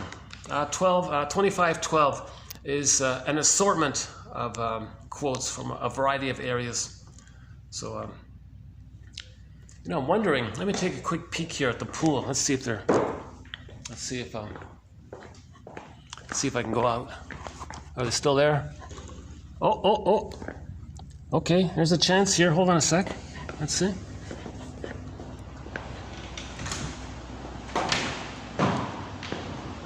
Let's see.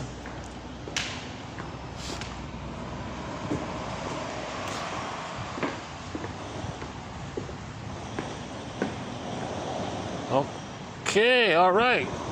Okay, nobody's here. Good. Okay, I can go back to my regular spot here. I love it outside here. Fast forward this video about 5 minutes. Let me move my stuff here. Hold on a second.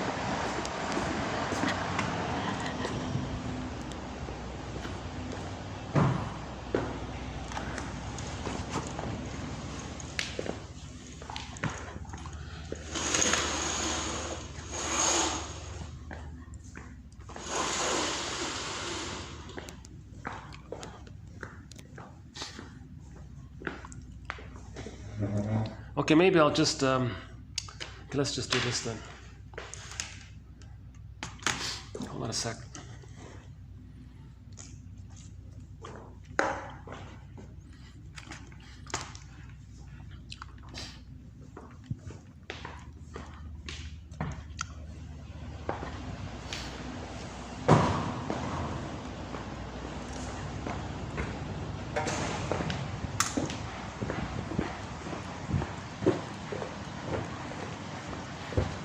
All right. Okay.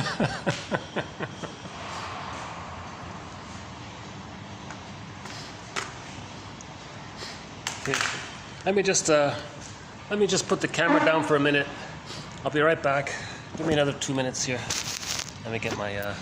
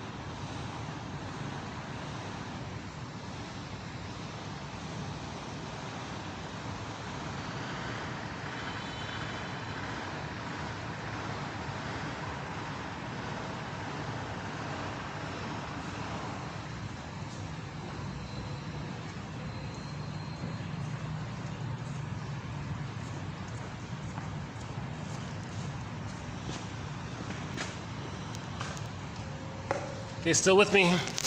Still there? Still recording? Okay, thanks. If you're still there, thanks for hanging in there. Okay, we'll continue here. Oh, it's nice out here. A nice day today. Okay, all right. I have nature deficit disorder. I'm thrilled when I get a little sun shining. Yeah, it's nice out here today. All right.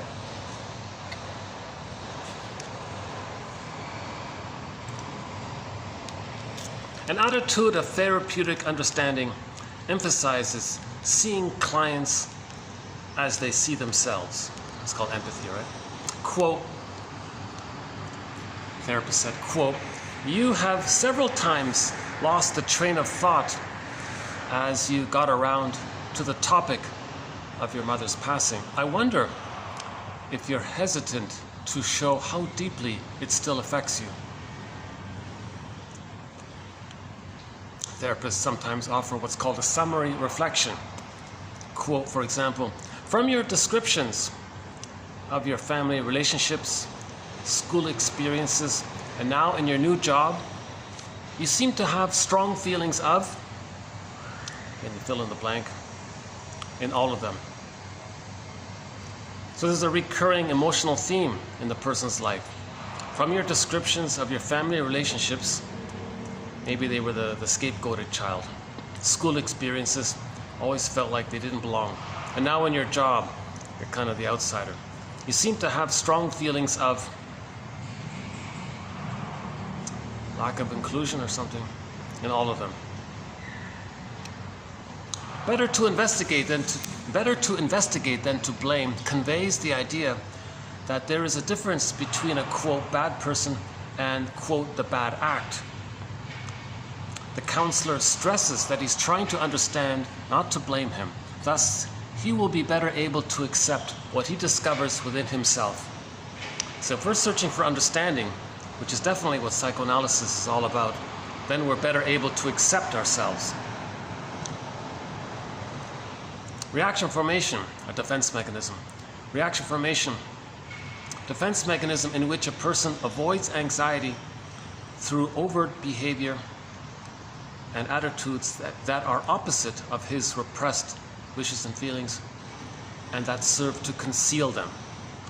So you have unconscious wishes and feelings for something. You want to conceal them, but you want to stay in touch with them. And you want to express them some way, but you want to hide them. You flip it. You have a conscious attitude or a conscious behavior in reference to your unconscious true desire for the opposite of what you're consciously saying and doing. This is common with the vices. The guy. Oh yeah, so let's use the mayor. Huh? So before he got caught or whatever, I'm sure he would say to people, "Oh yeah, no, family man, very family values." All the while, he's got this young intern under his desk or something.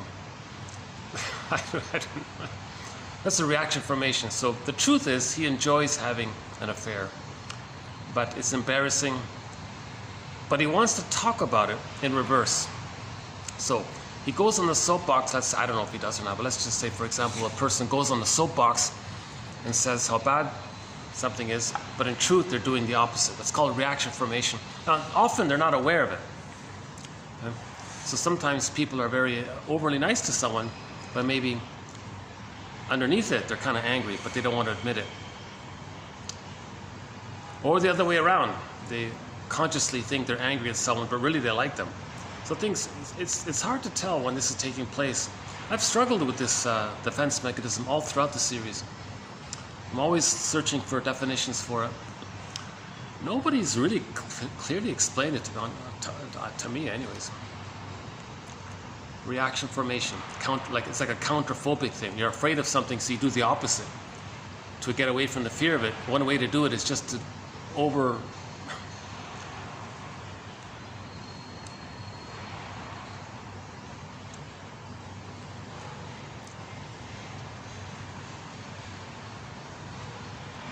defense mechanism in which a person avoids anxiety through overt behavior and attitudes that are the opposite of his repressed wishes and feelings. At the same time, the overt behavior conceals the truth underneath. So the truth underneath is, I'm tired of this example in the books. They always use this cleanliness and slob one in the books. Underneath, he wants to be a slob. He wants to be messy. He doesn't want to care about keeping things neat and tidy or whatever. And he's not aware of it. He's not aware of it. He's consciously aware of everything's got to be perfectly clean, wash things, and he's very obsessive about having things very clean. That's an overt behavior, and he believes it, and he's a little exaggerated about it. But the truth is, he's doing it because he's embarrassed about his wish to be slobby, messy or something. Yeah, sorry about that. I'll have to update that one. I'm still struggling with that one, reaction formation. Next one, TA, Eric Berne. We have a few quotes from Eric Berne.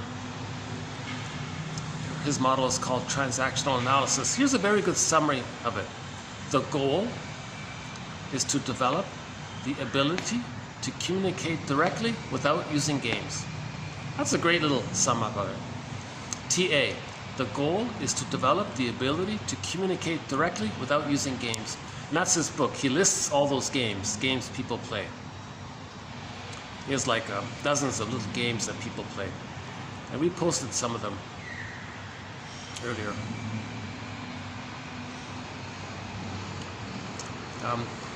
Okay, working through. Process by which repressed feelings are released and reintegrated into the personality. It's repressed.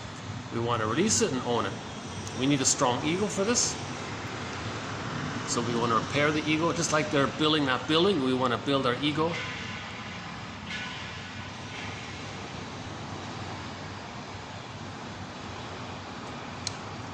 Here's a new one about scapegoats, scapegoating. Scapegoats sent out by their families of origin to do battle with their new spouse over whose family they will recreate.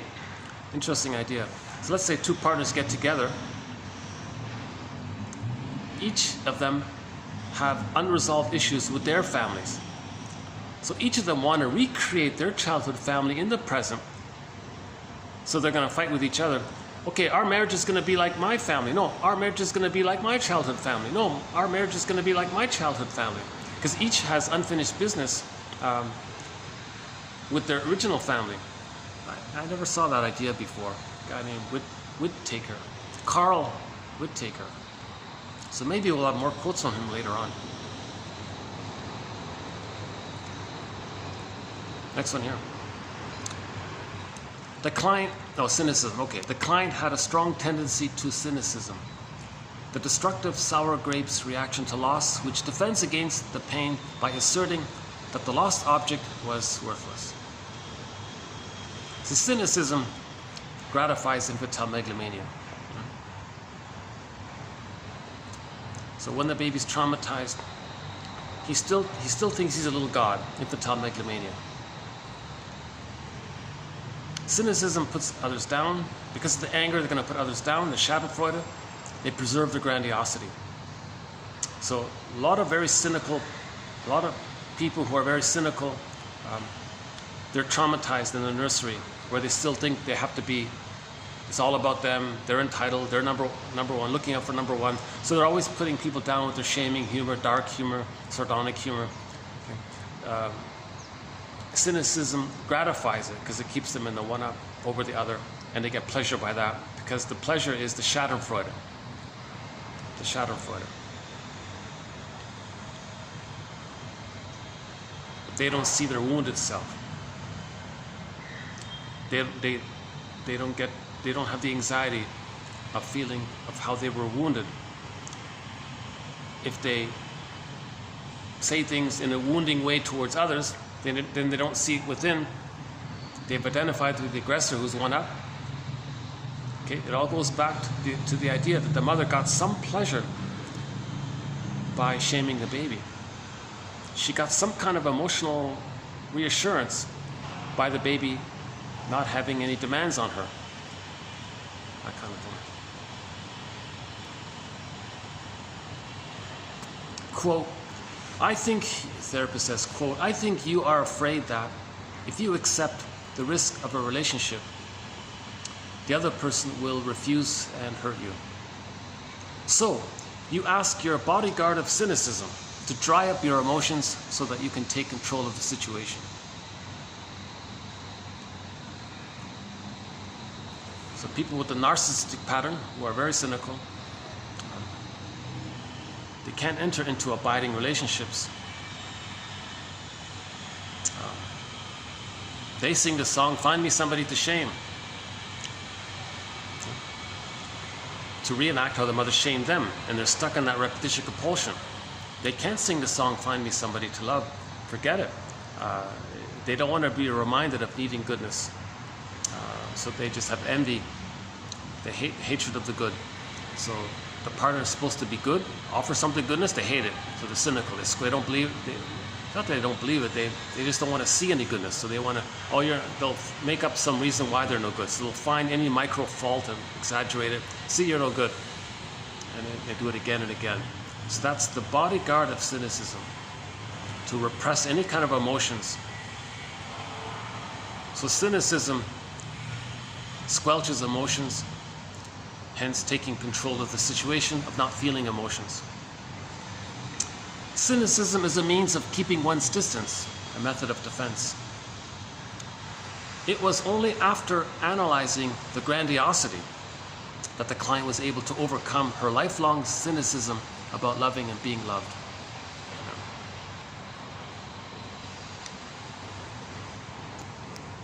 Okay, again,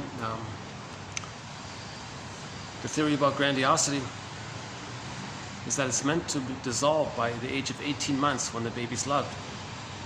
If he's traumatized before 18 months, he's still holding on to the grandiosity, called the glorified self, the idealized self, the ego ideal, taking refuge in the grandiose part self, infantile megalomania, because the baby thinks he's a little god, it's all about him. So he's stuck in that mentality. The irony is that the baby wasn't a god. The person traumatized there pursues that phantom glory image of them being a little god, thinking it's all about them. Now they hate the painful truth of vulnerability and sensitivity. It's repressed, it's seen outward. They want to shame it outwardly to not feel that it's within. Cynicism gratifies that. Cynicism is part of that. Cynicism has that effect, to not see the wounded, shamed self by shaming others. So there's a strong link between cynicism and this unresolved infantile megalomania. Bergler said it very succinctly. Cynicism gratifies infantile megalomania. One of our mentors, Edmund Bergler.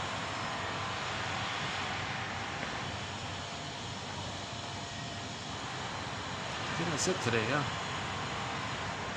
So today's quotes are pretty straightforward. A light video today in terms of content. I feel like this was a light one. Some general ideas about transference.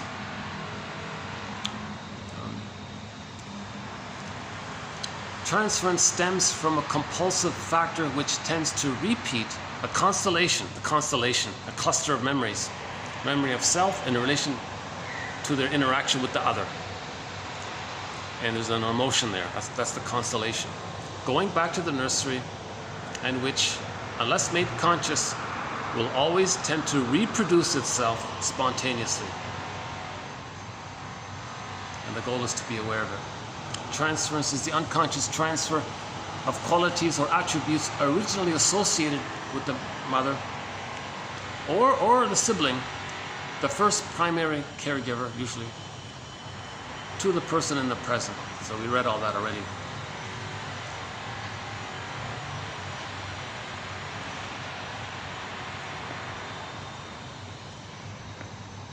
Okay, that summary reflection is not bad.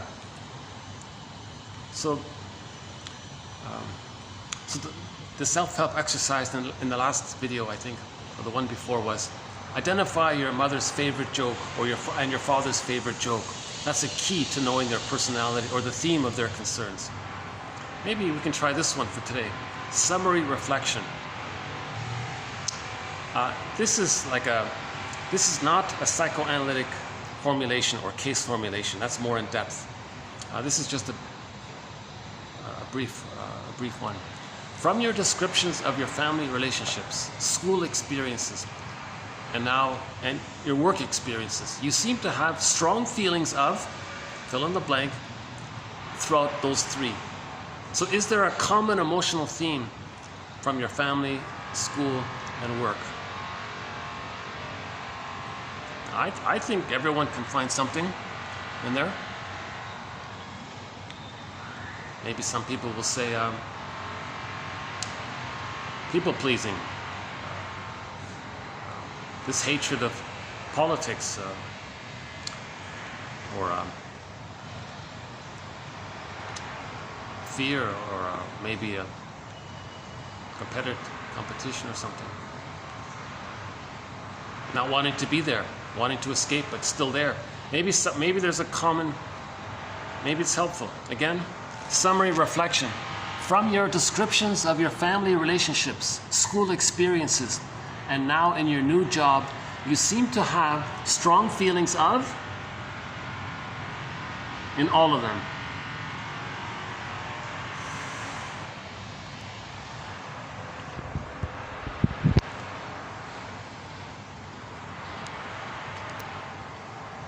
cynicism.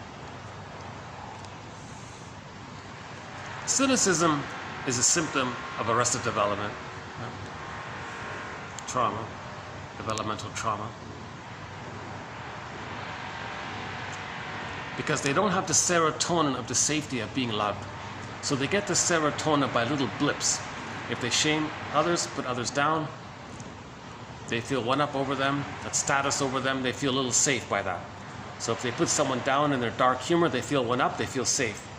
So in the jungle, in the savannah, the animal that's above, they get safe.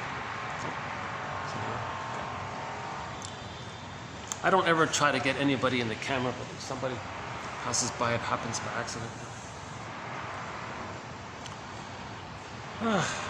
That's nice, not a bad 4 o'clock on a Saturday here. This would be.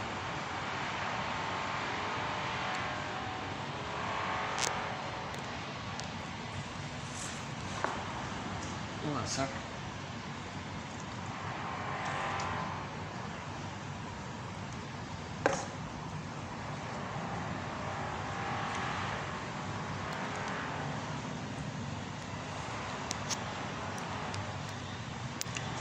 I want to stress that we really did have a lot of great quotes the past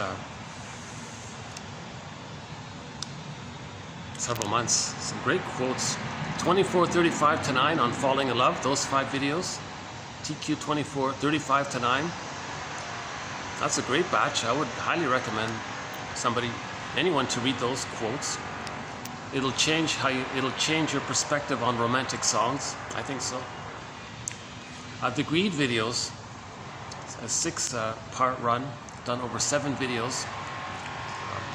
It's the video that ends in TQ 24:89, that video, and then plus the 6 videos prior to that. So a total of 7 videos.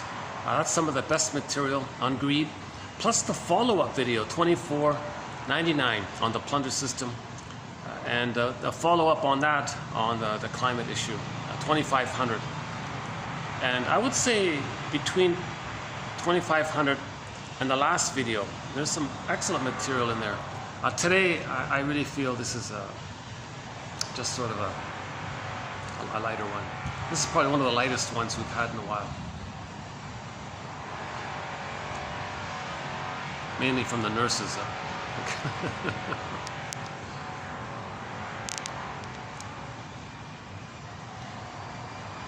So to heal cynicism, a person has to mourn the loss of not getting the love, to allow the grandiosity to dissipate. So cynicism is a symptom of infantile trauma, for sure. Many people who are cynics, love and gratitude haven't really entered into the psychological picture. Or they'll be cynical about those issues. Aren't you grateful for anything? Don't you see anything that's good? Oh yeah, that bad thing that happened, that's good. So they're cynical.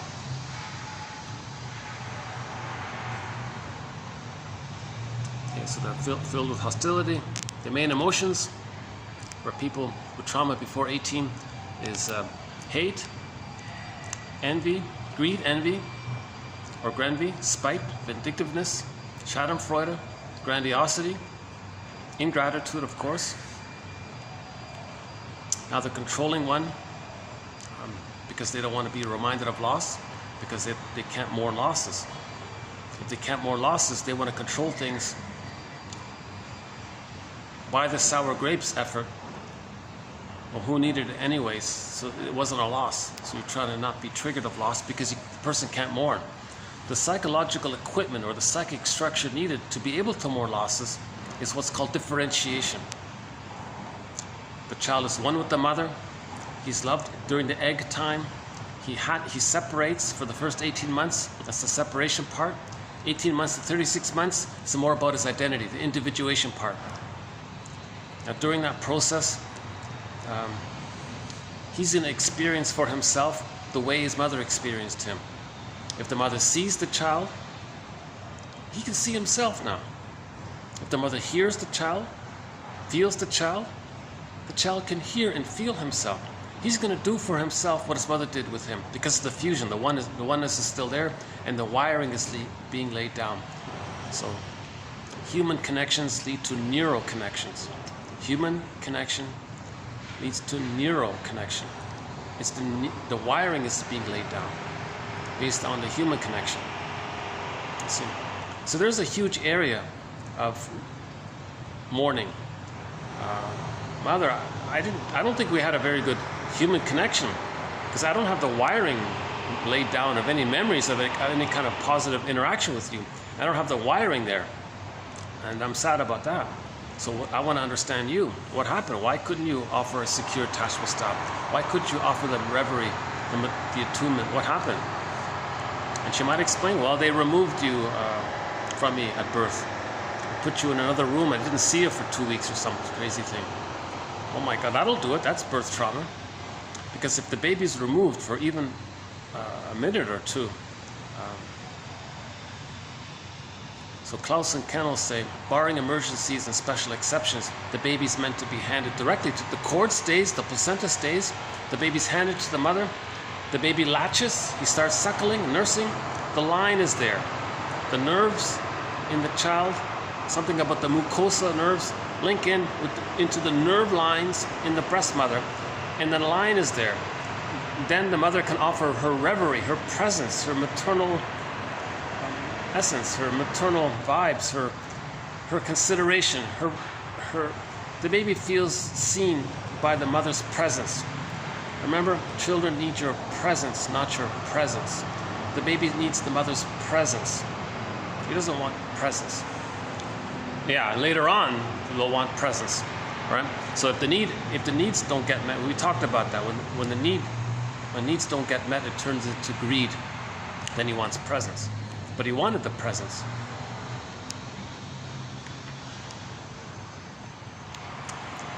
Oh boy, that greed one. I'll tell you, my God. I'm really struggling with the recent quote from about 2 weeks ago. I wish I could get some input on it from somebody. There's a quote, a very challenging quote, that said that the baby can't tell the difference between the breast and his experience of the breast. If his experience of the breast is envy, means hatred of the good.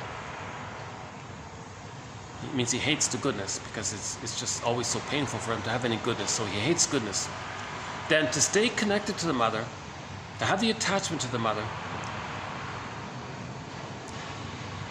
if mother equals envy, he'll live in the world in an envious way to stay connected to the mother. So that's his attachment. The baby must attach. How does he attach? If the mother equals envy, he'll be envious to stay connected to the mother. Now he's staying connected to the mother for the attachment, and he can't leave the mother. Now he may think that by being envious on the world, through some detours there, he thinks he's still trying to save the mother, protect the mother, cure the mother, make the mother finally become a good mother, so he can accept goodness. Now, because he didn't get the goodness, yes, the greed is there in the repetition compulsion to get in the goodness. That's sort of an automatic phenomenon. So when the need isn't met, it's infinite mourning, it's timeless mourning, so it's insatiable greed. So whatever's symbolic of goodness outwardly, material, goods, matter, things, whatever is seen as good out by him or by others, whatever is considered to be satisfying outwardly, they want to gobble it in. Again, when the baby's nursing, if the need isn't met, he's angry. Now he wants to bite. Now he's enraged. Now it's as if he wants to gobble in. He wants to devour the breast. He's so desperate to control the breast. He wants to have the experience of mother providing what the baby needs. So it reaches a desperate point where in his fantasy he wants to devour the breast. Now he can't know this. He projects it and creates an image of the mother that the mother wants to devour him. So when the baby creates an image of the mother as a devouring monster that wants to eat him, that's a symbol to convey how the baby was greedy for the mother and wanted to take in the mother, devour the mother, so to speak. So again, about that image, the last video, I spent a lot of time on that on the last video. I won't redo it here. But if you're curious about this image of how the baby's like a little artist,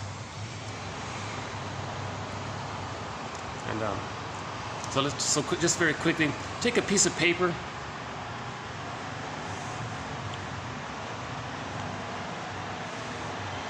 Draw a character who's very enraged, who wants to devour and take in. Everyone's going to come up with something. Some kind of monster, the Cyclops, some kind of scary animal, some kind of witch, the Boar Queen, or some kind of devilish kind of character, right? Some kind of...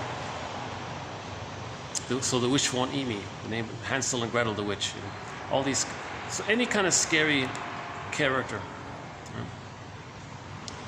I read somewhere... how did it go again? They drew like an oval or something, and it was all fiery, and it had these fangs and all this. That's the image he creates of his mother, but his mother's not like that. That image is a container of his feelings and needs. The baby is enraged. The baby wants to take in. Okay, he can't. It's called projection. He projects it out. No, the mother is enraged. The mother wants to take me in. That's the image of the mother. Then he may project that frightening image of the mother onto others and say, look how dangerous they are, look how threatening they are. That's the paranoid component of Melanie Klein's theory called the paranoid schizoid mode of experiencing, the paranoid schizoid mode of operating. She calls it the position. Okay? So it's paranoidish like to think that the mother wants to eat him. It's paranoidish. Then they may project that onto others. Oh, others are so threatening and so dangerous. That's the paranoid part, because they're still operating from that template. So when someone has that kind of paranoidish ideas, that's a mirror to know what they painted when they were a baby as a little artist, what image they created. They just projected an image to see what they created. Now that artwork represents their feelings. Art expressed the person's feelings, the child's feelings. That's all it is. See? That's all it is. And then because the baby can't in reality relate to a frightening image that he creates, it's his own rage, he can't feed safely, enter the splitting mechanism. He'll just make up, because he has a great need to feel safe with the mother, he'll hallucinate a goddess breast, an oasis breast, this heavenly, supreme, divinely wonderful, all-good breast. And while he's nursing with someone he's afraid of, he denies it and just hallucinates that it's a loving mother. And they're seen as separate because the baby can't handle the idea that the one he's supposed to love, the one who's supposed to provide his paradise, the one he's got to trust for the bliss, the one who's supposed to love him, the one he loves, is going to then hurt him and break the bliss, and he's going to be enraged at the mother who's supposed to provide him with the bliss. He can't handle this ambivalence. So he enter the splitting mechanism. No, mother's got to be all good or all bad, but the all bad, that's not his mother. So in the myth or fairy tale, the goddess and the demon are seen as two separate characters.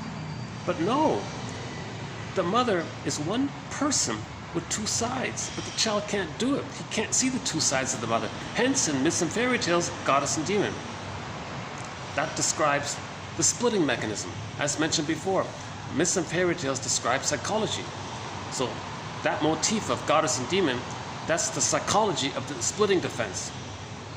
The baby's desperately trying to manage the situation of needing to survive when he thinks the mother's hurting him so much.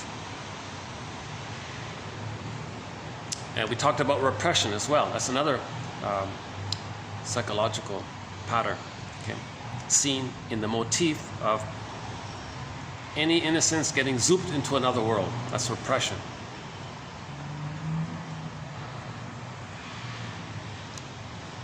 Narcissist transfixed in the pool of water.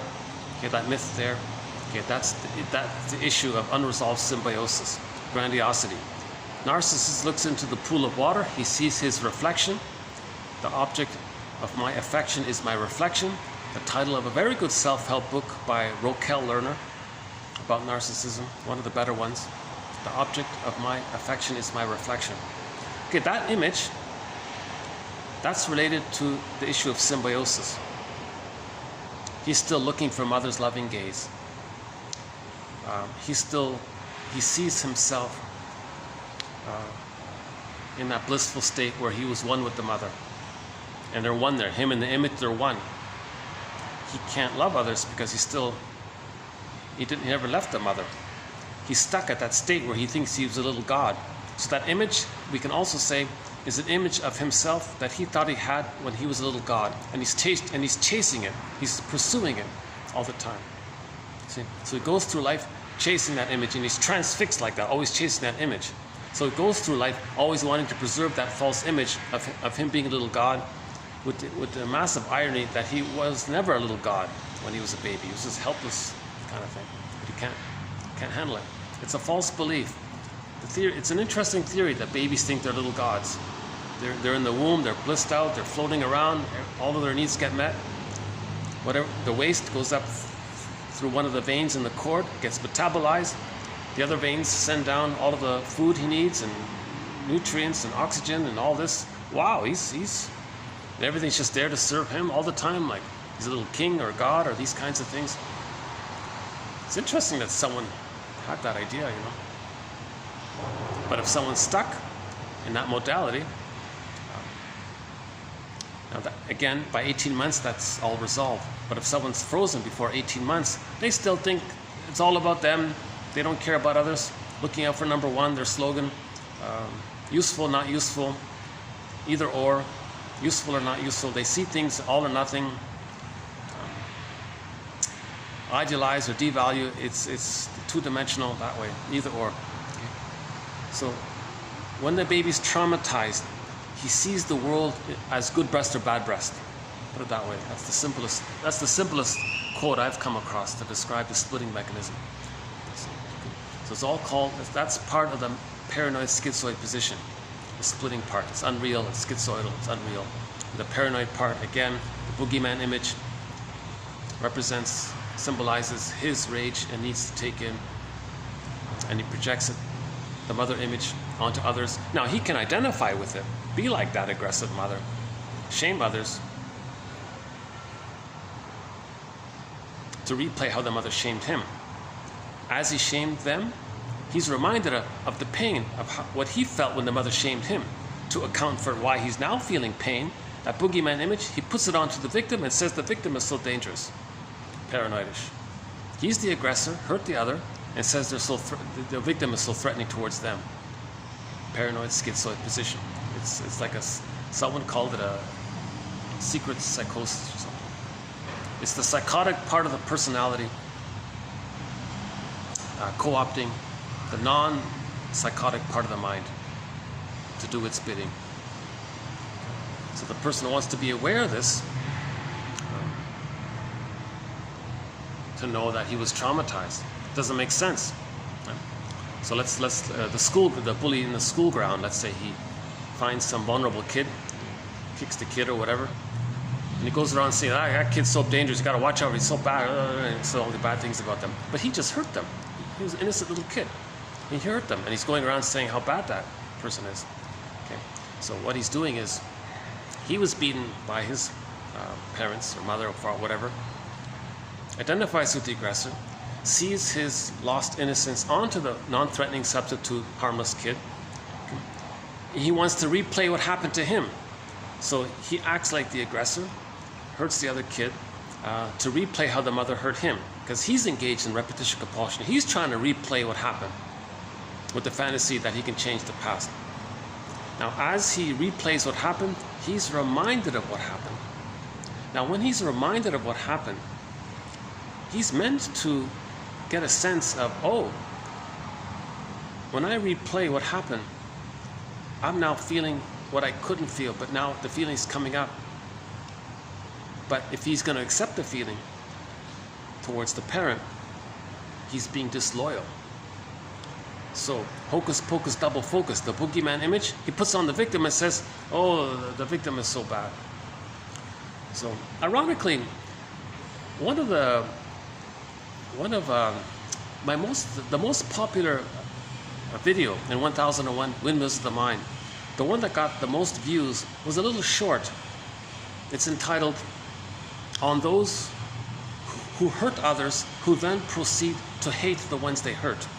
A quote by Edmund Burger, one of our mentors, and he lists some from literature. Men hate whom they hurt, and so on. There's a little list there, and Burglar explains it's projection. It's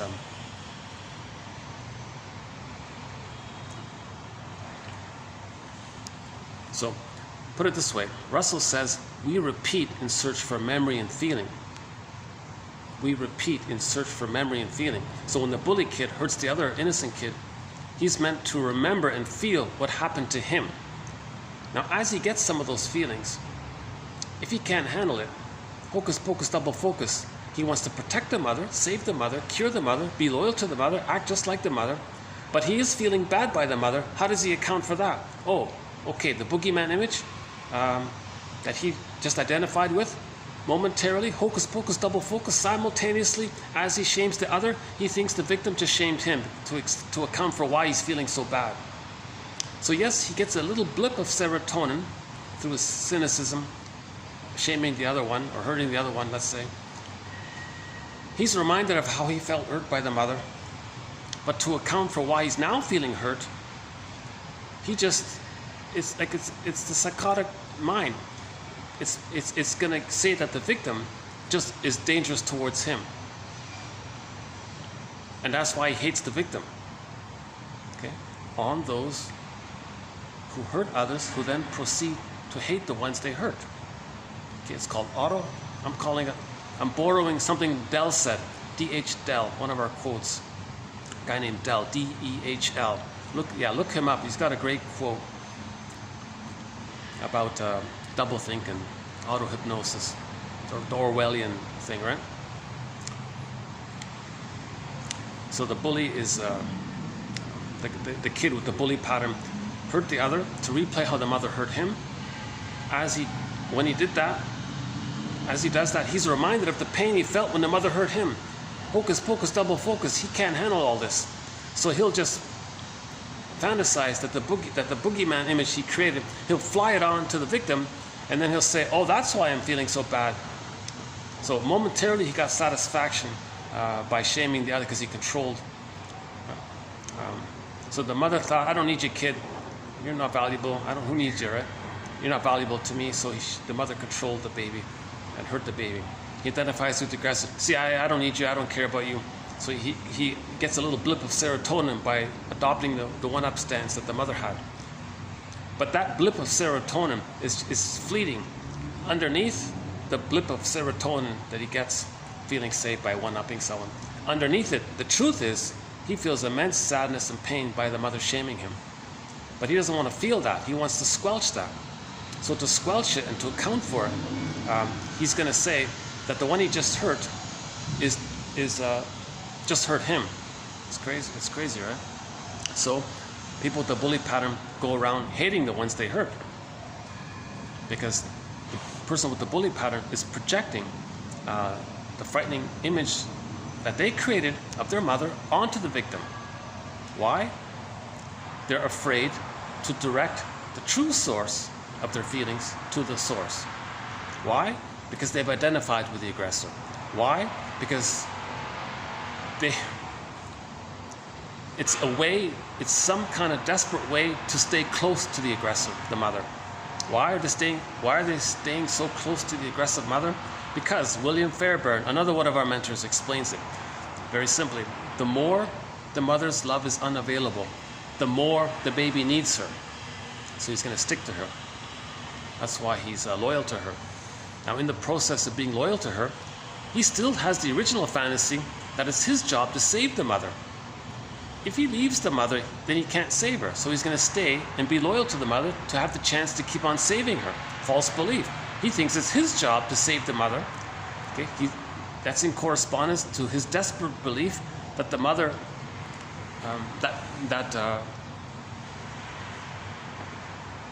how does he somehow explain that he needs his paradise to continue? He needs his paradise to continue. So that blurs in with the thought that the mother has to be a loving mother. But the loving mother is a part of him. He's the universe. The mother's just a part of his universe. He's the center of, it's all him, right? So he's got to fix a part of him, fix the mother, so he can't leave the mother.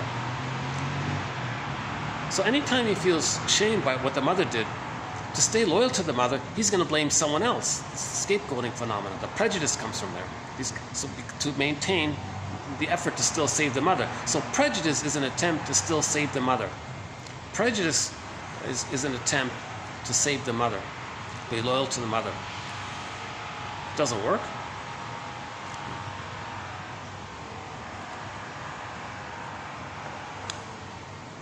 Hold on a sec.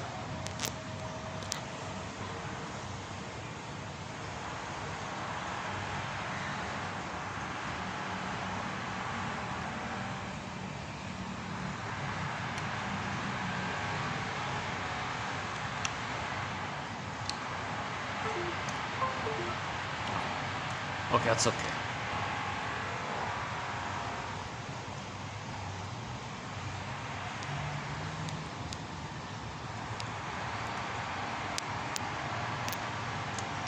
Now, of course, the kid with the bully pattern has immense envy.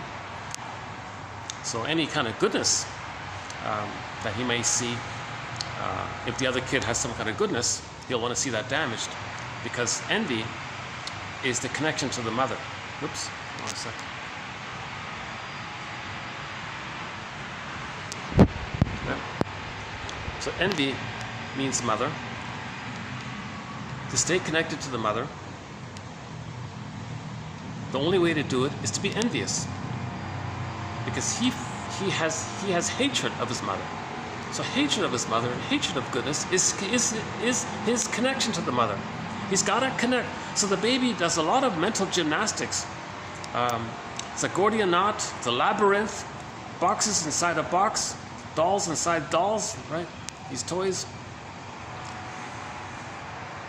The onion one, you peel the layers and then you cry. So we got to face these different layers, this labyrinth. Psychoanalysis is sort of a thread to help us, guide us through this labyrinth. You know? Someone compared it to Penelope, the weaving one.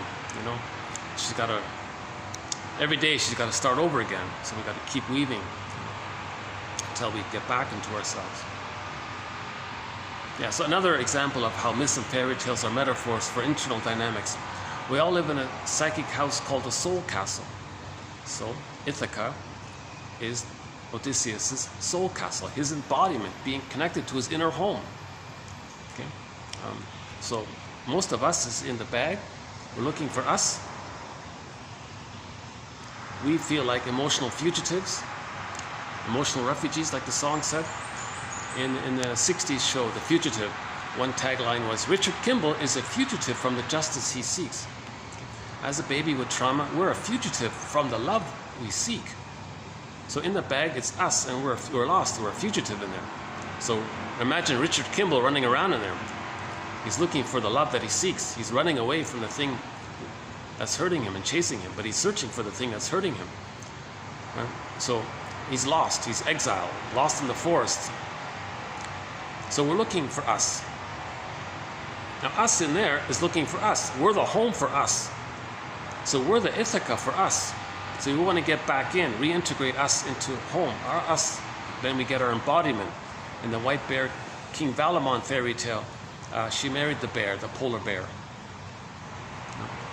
Well, let's play that song. Hold on a sec. Yeah, why don't we play that song from the film version of that fairy tale called The Polar Bear King.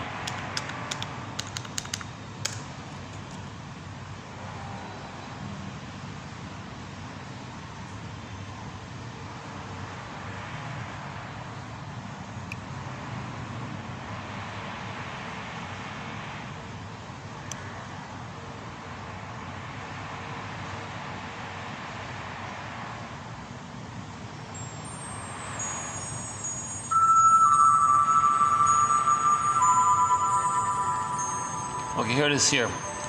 This is from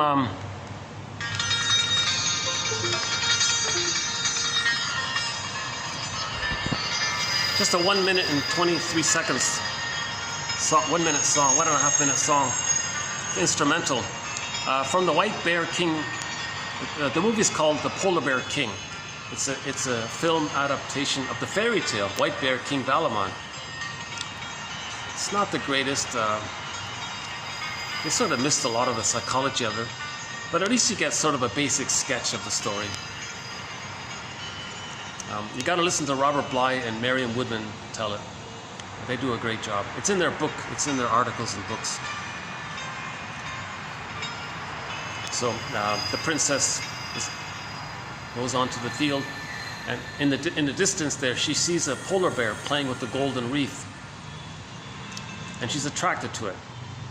That's a metaphor for finally a person wanting to be or feeling attracted, that they could be embodied. The polar bear is her embodiment, the symbol for embodiment. Now remember, every character in a myth or a fairy tale represents aspects of one person, one mind. They're not separate characters outwardly.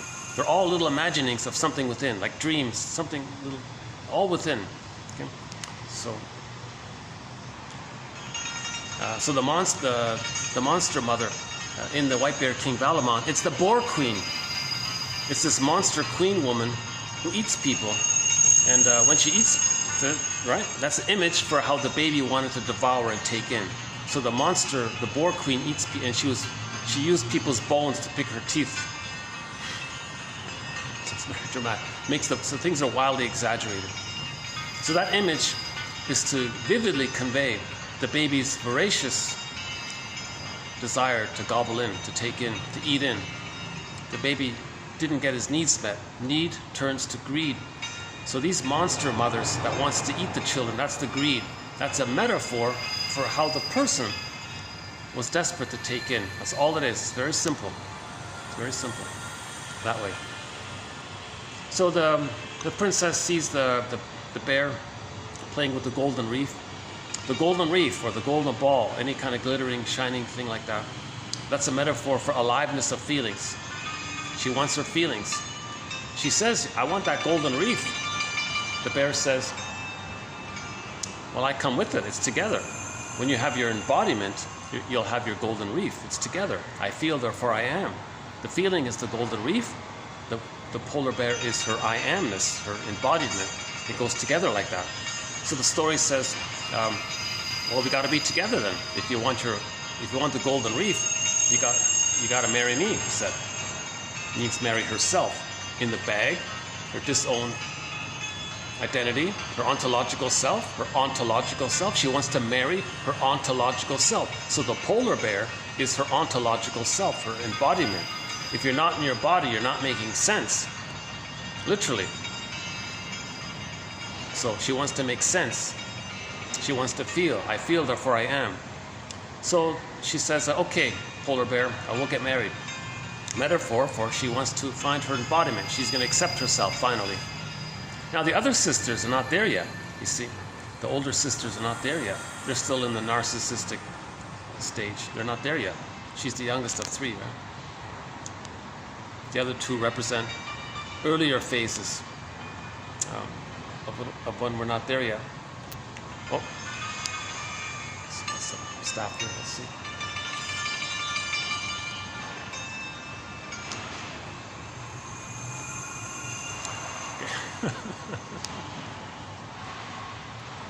I have this habit of watching out for the staff. Sometimes they ask, excuse me, sir, we need to do a cleaning in this area here. Would you mind if... let's return to our story here. The White Bear King Valamon. So the princess agrees to marry the bear. Meaning she wants to be reunited with herself. She wants her embodiment. So she agrees to feel. So the bear says, great, we'll get married. But there's a resistance. There is a resistance. A part of her,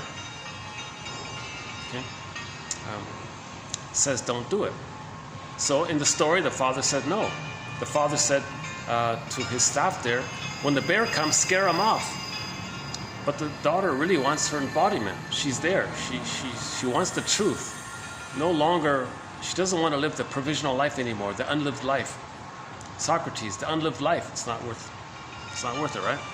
In the sense that you're missing life. So she wants to feel, she wants to heal. So the bear approaches the castle, says, I'm here for the princess. But there's delays, right? So the king sends out the older one. Well, the tradition here in our land is the oldest marries first. So he sends out the oldest daughter. So she gets on the bear's back. And the bear, while they're riding along, the bear asks the princess on the oldest one, not knowing it's the wrong one. He says, how do you feel? Have you ever felt anything softer before in your life? Have you ever felt more comfortable in your life? Have you ever seen more clearly in your life?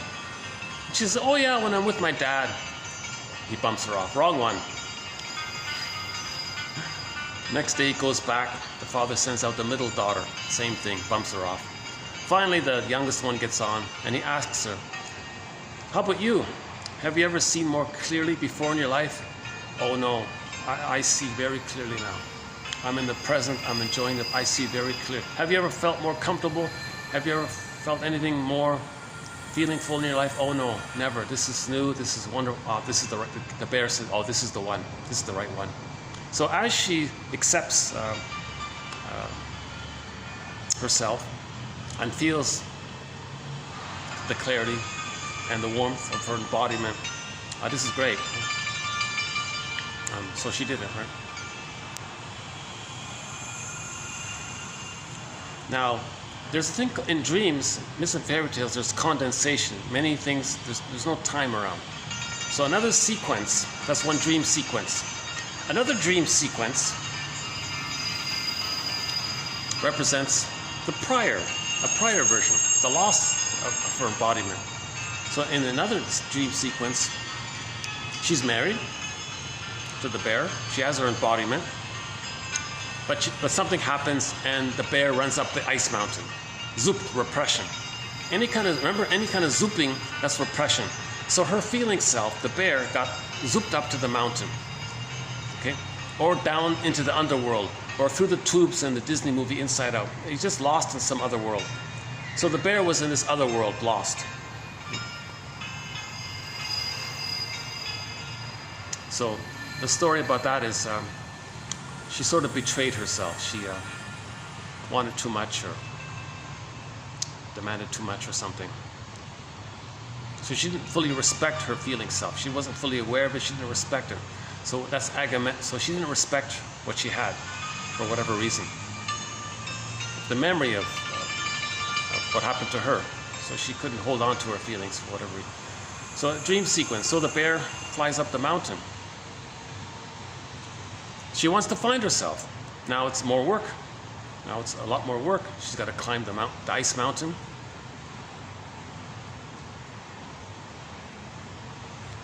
Let's play that song again. I hope I'm doing an okay job.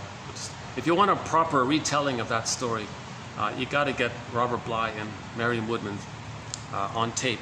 You got to find that tape where they tell that story. So the princess is climbing the ice mountain.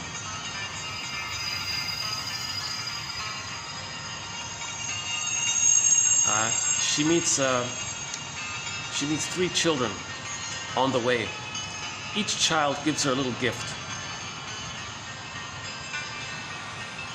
It helps her to get to the top, those gifts. Now she runs up against the Boar Queen. The memory of her own rage, the memory of her own needs to take in. Remember, each person draws a painting of their rage and their greed to take in. Okay, that's the Boar Queen in the story, White Bear, King Valamon. So she bumps into that Boar Queen, and she says she wants to negotiate.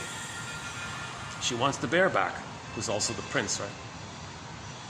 So it flips back and forth, the bear and the prince, right? Kiss the Frog turns into a prince. So there's a flipping back and forth. The embodiment is the animal part, and the full acceptance of your embodiment. You're reunited with yourself, so it's a human thing, the prince and princess. So she bargains with the Boar Queen. meaning gets to know it and dialogues with it. Sees the nature of it, meaning she's seeing the nature, or the protagonist is each person wants, meaning each person needs to see their greed, that's the voracious part, and their rage. That's what that means. Her dialoguing with the Boar Queen. As she dialogues with the Boar Queen, now those gifts that she got on the way up the mountain were helpful to her. I like this part here. I don't know what this is called. It's this steel sort of a laptop xylophone. No, it's a harp. It's a steel harp on the lap, and you tap on it. It's like the zither. It's similar to the zither, traditional zither, I think. Guchan, is it Guchan or something? Zither. I know it as zither. Wonderful instrument. So finally, after a process of negotiating with the Boar Queen, she gets closer and closer to reaching the prince, the bear prince, her embodiment. So she's getting closer and closer to herself.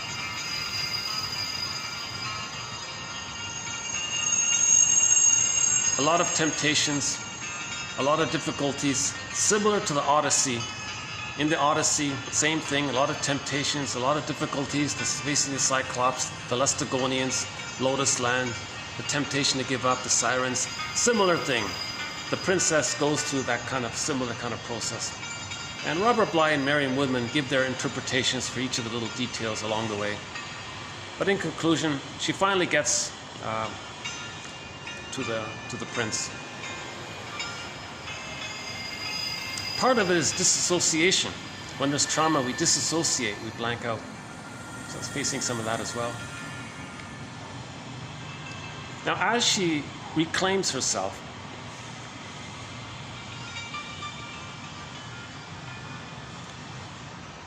there's a great resistance, the Furies. So the Boar Queen chases the couple. Oh yeah, I forgot a key detail here. The guy, the prince, the polar bear prince, the Boar Queen was going to marry the prince. That's the mother complex. If a person is one with that monster image, that's identification with the aggressor. Oh boy. People with the narcissistic pattern have it, the bully pattern, they have it. They're married to mom. Greed, envy, grandiosity, cynicism, they're married to mom. Okay? Psychologically married to mom. This happens when the mother uses the child to meet her needs. Okay? Don't be confused by this Oedipus story. It got mistranslated. People messed with it. All that no child wants that kind of inappropriate closeness with the mother. They're talking about the inner world. Okay? Again, myths and fairy tales describe inner world. So let's sidetrack to the Jocasta story. It's not the Oedipus story. It's the stories about the mother, Jocasta. When the mother uses her son or daughter, then it's Electra. So Electra was the sister of Oedipus, right? When the mother uses the son to meet her needs, he's stuck with her. So the imagery is they're married within. So in the White Bear King Balaban, that marriage was going to take place. That's all it means. It's more accurate to say that the mother wants to marry the child. It's more accurate to put it that way, but it's not really accurate. It's an inner phenomenon of some story to describe some imaging of the concept of the other is blurred in, married in, one with the mother, with the self. So when the image of the other and the image of the self are one, that's like a marriage there. It's a negative marriage. Like in this story here, the Boar Queen's going to marry the prince. Same idea. So that's that scene there of the Boar Queen wanting to marry the prince. That's the mother complex. A woman doing this is using what's called the Jocasta style of parenting, using her children to meet her needs. That's Jocasta. By the way, Odysseus, when he went into the hell scene, he saw Jocasta, his mother. Same idea. So that's the painful truth. Now we're not blaming, we're trying to understand. Why do some mothers use their children to meet their needs? They don't want to be alone. They want someone to take care of them, be present for them. They want someone to respect them. So they parentify the child. Or they shame the child to reenact how the mother shamed them. Children are not there to meet the emotional needs of the mother. If mothers are using their children to meet her emotional needs, the image in the White Bear King Valamon is the wedding that's about to take place between the boar monster woman and the poor guy, right? So the princess meets the poor guy and saves him, meaning she's saving herself. She's separating from the mother. Now we're separating from the mother. If we refuse to marry the mother, psychologically, meaning if we agree to be ourselves despite mother's wishes. Now, when they were running, when they were escaping, one image is the Furies. The Furies is a metaphor for feelings of abandonment, depression. The persecutory feelings that a baby would feel if he never had a mother. He wouldn't make it. He would feel terrified. So those feelings come up. In the Bear Valamon story, the boar queen was chasing them. No, don't leave. That'd be similar to a mother. Come on, kid, do what I say. Guilt tripping. When the mother gaslights the baby, guilt trips the baby. That's the image for that. So when mothers gaslight their children, or parentify their children, or guilt trip their children, or use tactics to manipulate them to comfort her, the imagery in the myth is the monster wants to control the prince. Now, when they were escaping down the mountain, those children that were helpful on the way up, they were new potential. They were new life of the person. So the person gets new life along the way. So the story is they were her children. So she got back her children, and that prince was the father, because when they were married, they had 3 kids, but they were abducted. They were repression. Now they got back the repression. The 3 kids were in the bag. They got back them. So she got back the 3 kids. Finally, on the ground, they were remarried again, and 3 kids were there.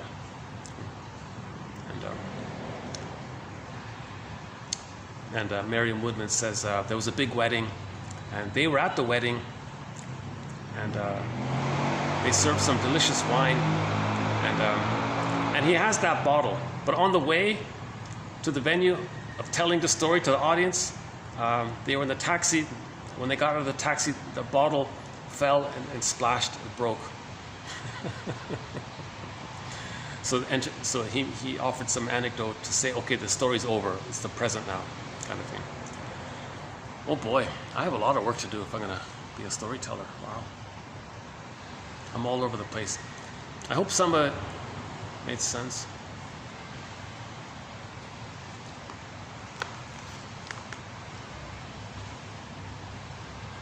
Never Be the Same.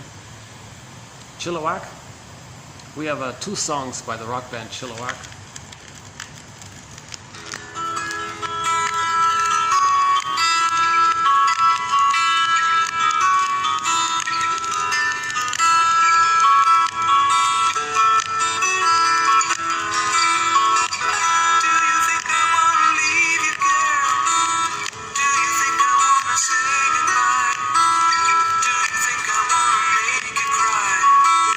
Not me, not I.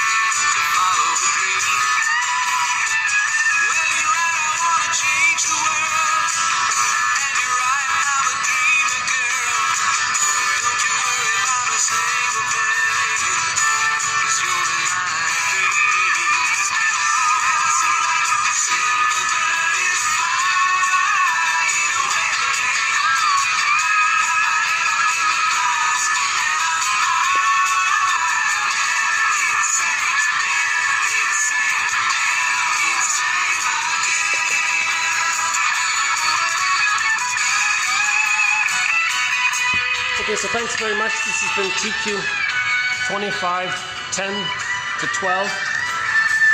We'll be adding more quotes to our various threads. We'll do more myths and fairy tales.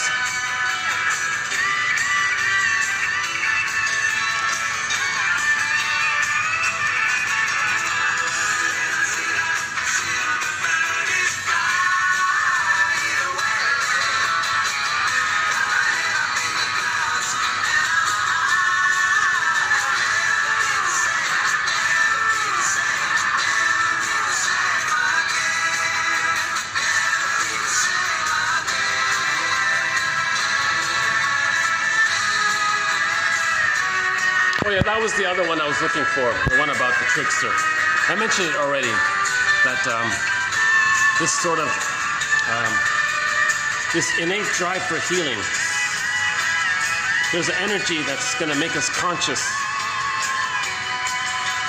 If we were to create some kind of character that's driving this effort to make us conscious, that's the trickster character in the myths or fairy tales. So it wasn't a Beatrice for Dante, that one there.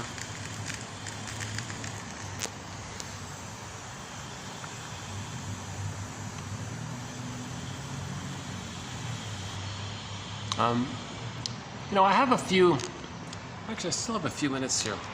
Maybe what I can do is, why don't they just randomly, let's dig up the file, 1001 Windmills, the complete file. And I'll just randomly, let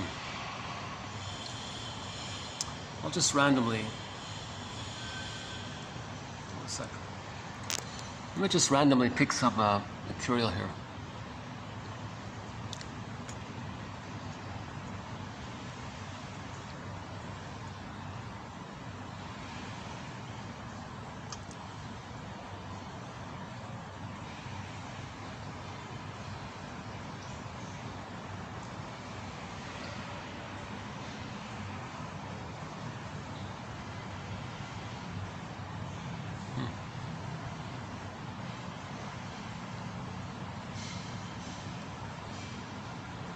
Oh, here it is. Okay.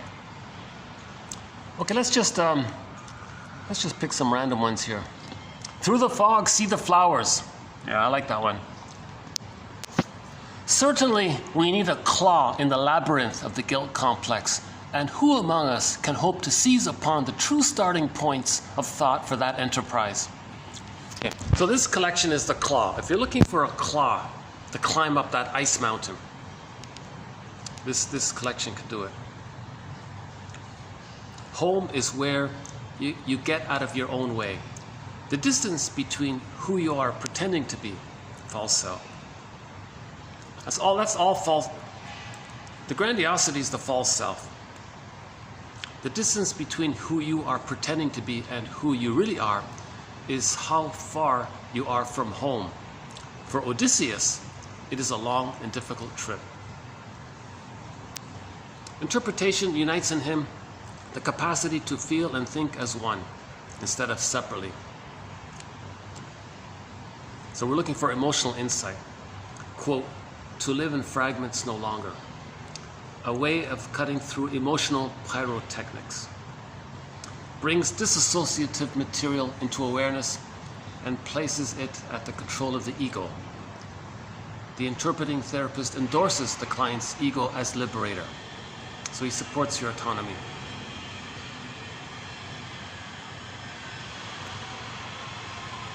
Okay, some quotes, Robert Bly.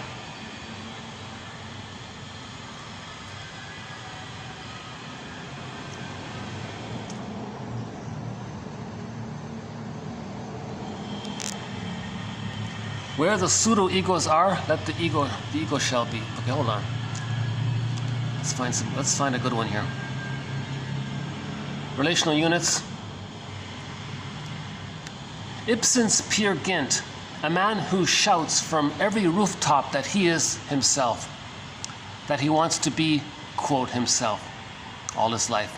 But Peer Gynt only wants to be self-sufficient, which to him implies a godlike self-sufficiency, a perfection without any needs. Peer Gynt never was himself, for in that case, he would have had another goal. Be true to yourself does not mean be self-sufficient, for self-sufficiency is at once too much and too little for a human being. That's classic Kieran Horney. Yeah, so we do the Peer Gynt story. So Peer Gynt had the narcissistic pattern. He was searching for the phantom of glory, of image of him being a little god. So if he's a little god, he's self-sufficient. It's all just him. That's too much and too little. He doesn't have his true self. Oh yeah, Vadim Khrushchev's, the best film rendition of the story Peer Gynt, 1979, by Vadim Khrushchevsky. If you can find it, it's hard to find.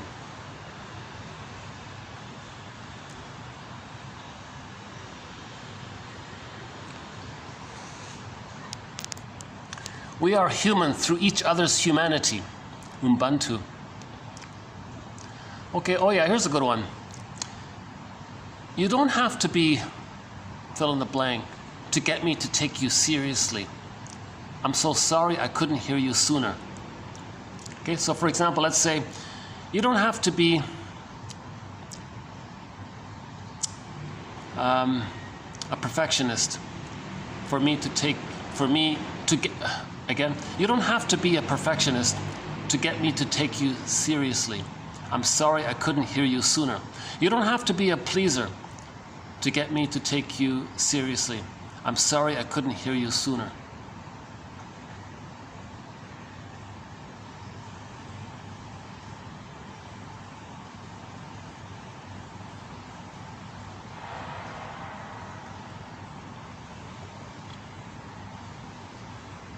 Mature love.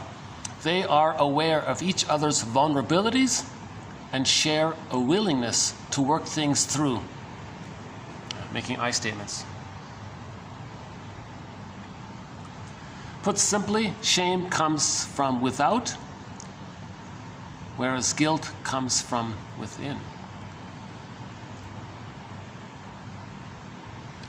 Progressive emotional communication reveals new aspects of the members' personalities. Systemic self-reflection. Is this for a goal or a defense disguised as a goal?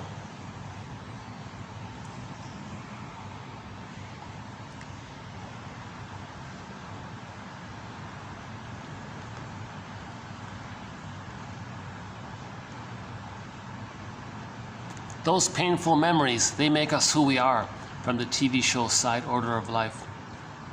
Those painful memories, they make us who we are.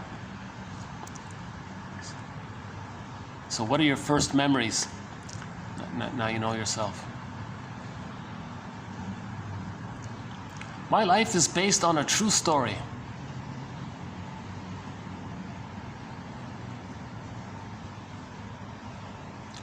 There are no differences, but differences of degree between different degrees of difference and no difference. As consciousness develops, the body will act as a donkey for so long. Yeah, there's a resistance. Yeah, so that we see that in the Odyssey, the TV series, the Odyssey, starring Armand Assante. Okay, Poseidon was the unconscious, got very angry at him. Poseidon, you've ignored me. Who are you? I'm all of the energy that you've repressed. From the movie Spellbound, good night and happy dreams, which we will analyze at breakfast.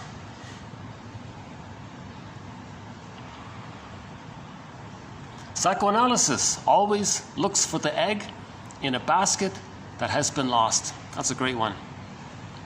Alda Marini. We are never not feeling something. Oh yeah. We are never not feeling something. Even if you don't know what you're feeling, that means you hurt the most. You're really hurting the most if you don't know your feelings. What are you feeling? I don't know. Oh, you're really hurting them. The untold want by life and land never granted. Now, voyager, sail thou forth to seek and find. There's a very good scene in the movie Now, Voyager, where the shrink confronts this woman who was using the Jocasta style of mothering on her daughter, played by Betty Davis. Very good scene there. Oh, the TV show Longmire. So he was a cowboy kind of tough guy, cowboy kind of guy. He fell in love with this intellectual, beautiful medical doctor, a shrink medical doctor, and he was pursuing her, and he was trying to make her his girlfriend. And she said to him, "If we get together, what are we going to talk about? What do we have in common?" He says, "Oh, I don't know. We can talk about the enduring perplexity of existence." The enduring perplexity of existence. So he was very intelligent himself.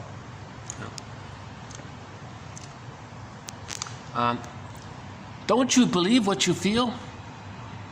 It's pretty bad if a man can't believe in himself. Neurosis is the petrification of an infantile conflict which is repressed. That's a pretty good summary of it. There's the freezing one, petrification, frozen by fear, right? So the fear turned to stone, petrification, either like a ice or like a stone. So the inner conflict is frozen like the woolly mammoth, and it's repressed. Okay, so the polar bear was in the forest. Think about the purpose of the symptoms. What does the symptom do for the person? Oh, still recording? Oh, that's still there. Okay, got about 15 minutes left. Here's a quote from the TV show Route 66 about birth trauma. Yeah. Somebody cuts the cord and holds you up by the heels and slaps you on the fanny and says, "Go, man." That's it. That's the whole thing. Trying to regain your self-respect after a start like that. So we're all... Why would a doctor do such a thing? Unless it's an emergency. To shock the baby like that? Hold him up in the air by the heels and slap him? Why are babies being traumatized at birth? They have a hard time in the delivery to begin with. Why do you want to add to their problems? Unless it's an emergency, right? Toil on, son, and do not lose heart or hope. Let nothing you dismay. You are not utterly forsaken. I, too, am here attentive, here approving of your labor and your dream. Thomas Wolfe. So we do have quotes from poets and literature here. If one understands shame, one understands humanity. Oh, here's a good one. How starved you must have been that my heart became a meal for your ego. There's the greed. As history shows, we all come from people who, at some time or another, had to move.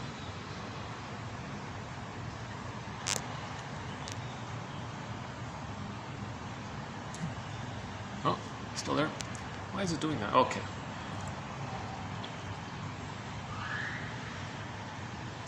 Making bad choices keeps him dependent on and loyal to his mother. This is not a conscious thought process. That's what we've been talking about today a fair bit.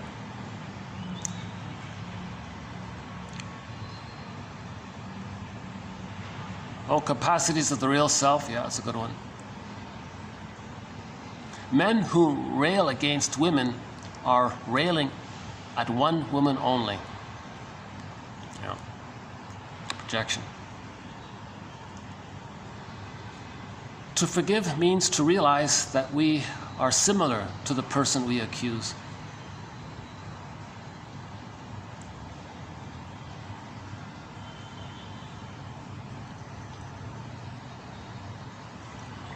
A true I statement has a light touch, is non-judgmental and non-blaming, does not imply that the other person is responsible for your feelings or reactions. It's only about you, not about your partner, and doesn't sneak in judgments and accusations. Okay, so for more on how to make an I statement, TQ 2360 by Susan Campbell.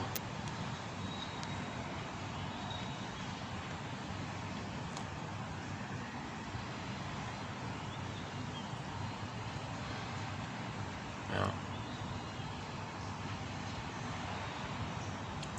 You make jokes like that because you're insecure, so you denigrate others to feel better about yourself. Yeah. Yeah. So in that TV sitcom, Anger Management, season 1, Charlie Sheen, playing the role of therapist, said that to a guy.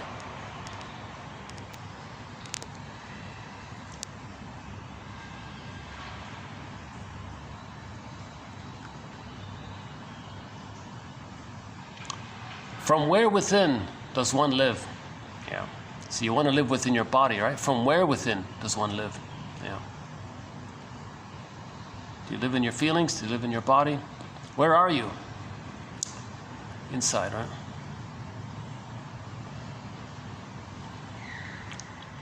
Identification starts from the incorporation or introjection of the breast mother through the act of feeding. We are what we eat captures this idea. Okay. Not every woman has an electric complex, but the designation is valid when complications in the mother-daughter relationship impede normal development.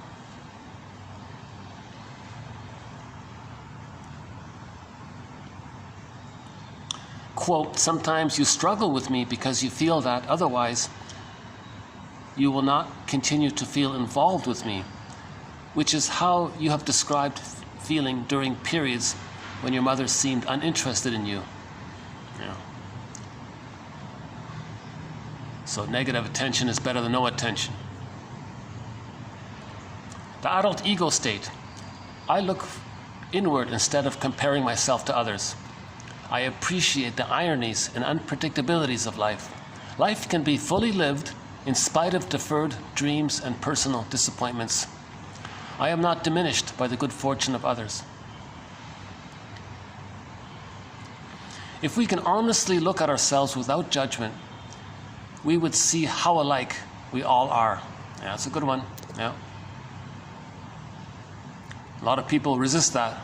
I can imagine a lot of people resisting this one here by Michael Dawson.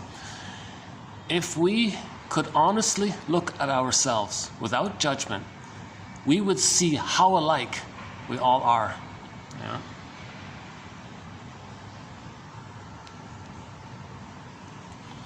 In 1889, Pierre Janet postulated that psychological misery, i.e. a reduction of the individual's integrative capacity, constituted the essence of dysfunction, a malady of personal synthesis. A malady of personal synthesis.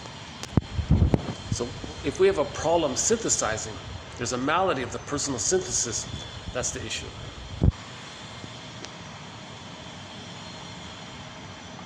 We want to fix this.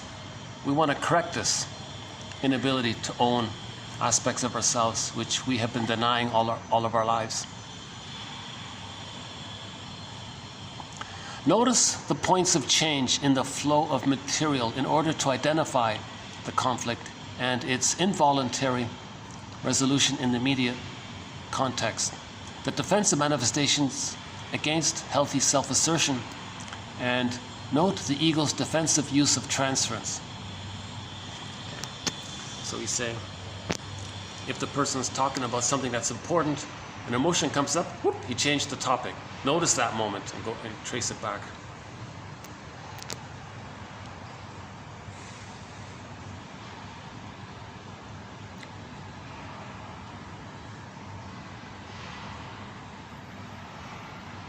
Transference is repetition of any former reaction without adjusting it to fit the present situation.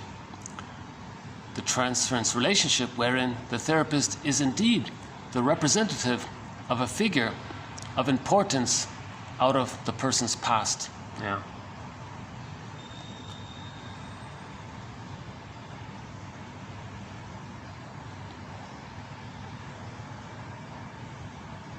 Oh, look at this here.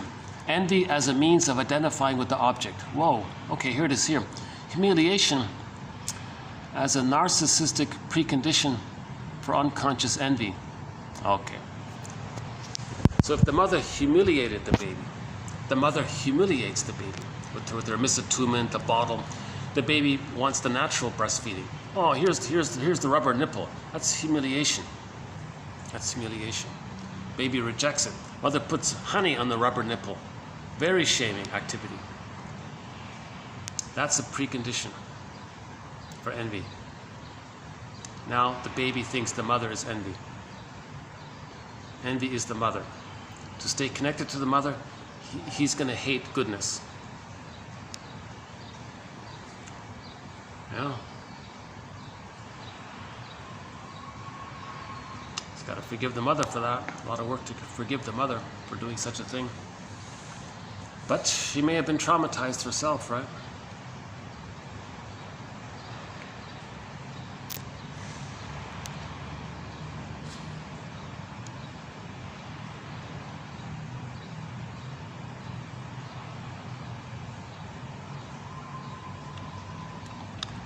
The psychodynamic work of mourning is to remember more than it is to say goodbye.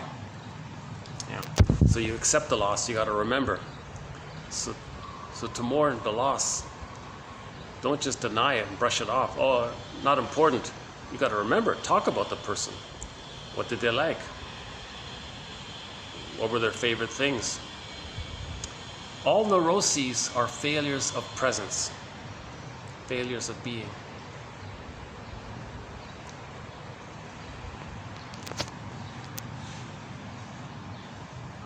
A great hope fell, you heard no noise, the ruin was within. O cunning wreck that told no tale and let no witness in.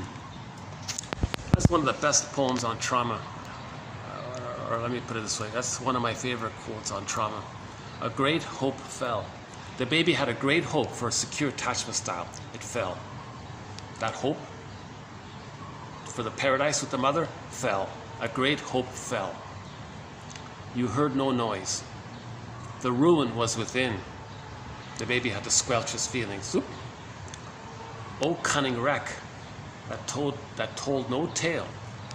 The baby doesn't have a story of it. And let no witness in. He can't even see what happened to himself. Jesus Christ, eh? That's a great one. Emily Dickinson. A great hope fell. You heard no noise. The ruin was within. O cunning wreck that told no tale and let no witness in.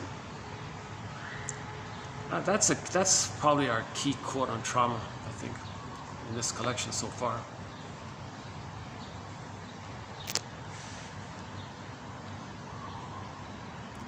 We help others understand that they have a mind, that this mind leads them to think and do things in a particular way, and that they can understand it by seeing what comes to mind, so that repetition is replaced by reflection.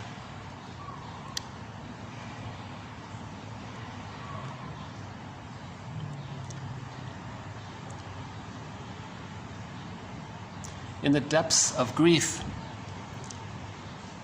is no time to make a major decision, life decision.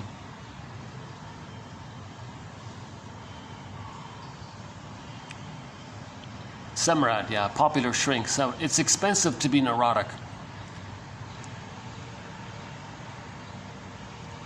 Use the transference feelings of love as an affective link to the person in the past from whom it is transferred. The recovery of memories is a sign of improvement rather than its cause. It shows the ego's increased capacity to face certain types of psychological content. Yes, that's what we're looking for, a memory. If we're getting memories, we're healing. Some of these nightmares, it's actually, in some cases, it's a positive sign that we're facing something that was repressed.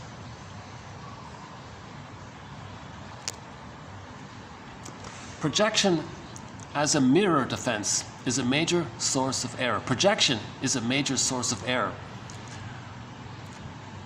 Her fellow teachers recognized implicitly that she was projecting her inadequacies and shortcomings to others. This endured to spare her the anxiety and intolerable burden of self-exposure, self-censure. So the teacher went on a rant in the staff room to the other teachers about her students, but the other teachers recognized, oh, she's talking about herself.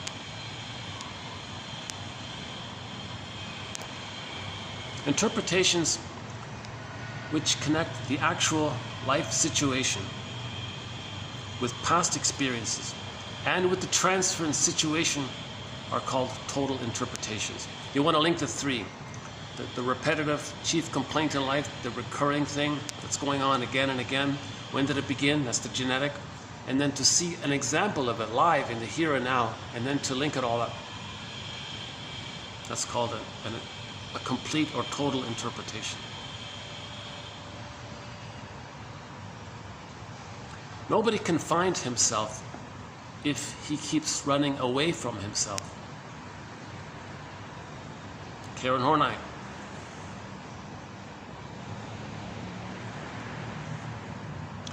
We live only insofar as we feel. Karen Horney. Despair and reason live in the same house. Robert Bly. Client says, after 2 years of therapy, I think I'm done. Therapist says, you're only half done. We need to turn you over and do the other side. Joke there.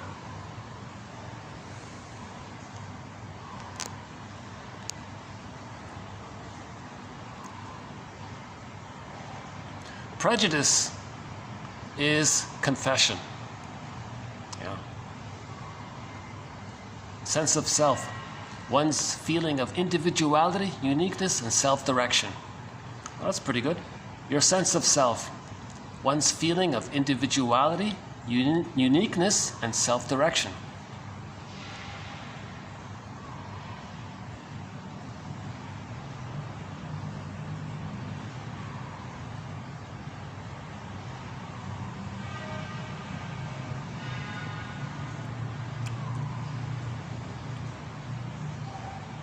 Interpretation is the verbal expression of what is understood about the person and his problems.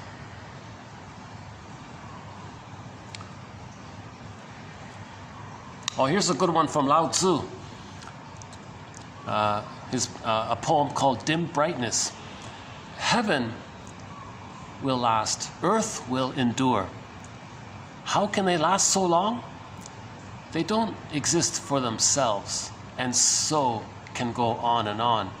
So wise souls, leaving grandiosity behind, move forward, and setting the false self aside, stay centered. Why let solipsism go? Why let narcissism go?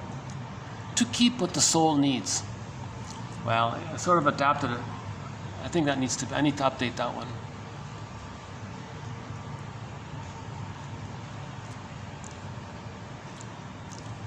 Psychoanalysis is a theory of the therapeutic attitude towards suffering.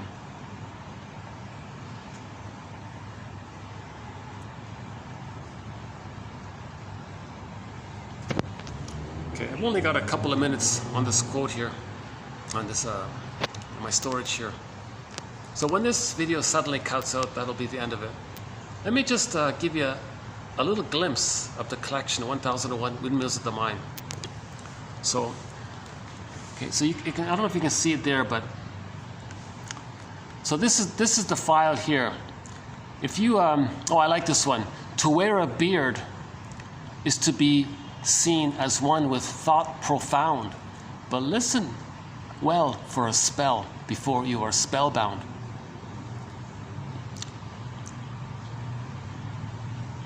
Oh, from the song, It Must Be Something Psychological. She is attracted to men who are emotionally unavailable. It's not logical. It must be, oh, psychological. That's an adaptation one. Okay. There is something in you that makes you you. How can any person's opinion be stronger than that? From the TV show Head of Class. That's a good one. Okay. All three, you got some dense material here about jargon, but then you got some lighter ones.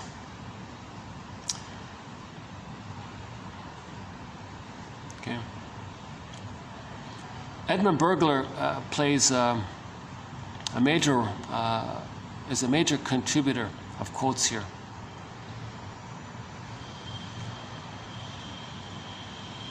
Oh, what was that poem? Let's go back to that poem. What was that one?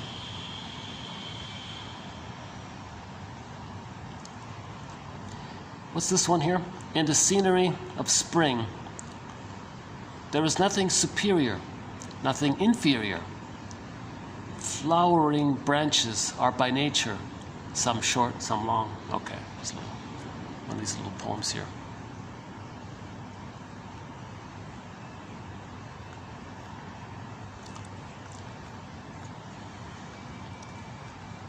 Okay, let me just zip down here, just to give you an idea. I don't have the final count here.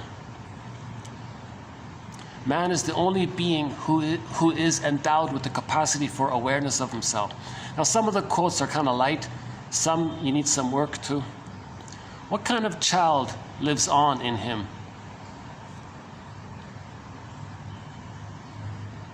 Okay. Oh, the Enneagram. Oh, yeah, okay.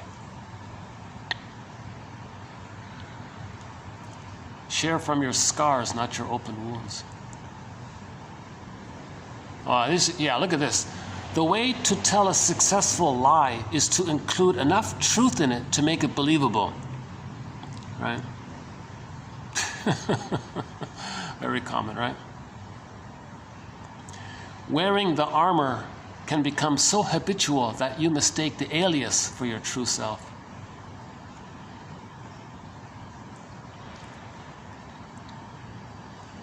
When I know who I am you. What's this one here? We must believe in free will. We have no choice.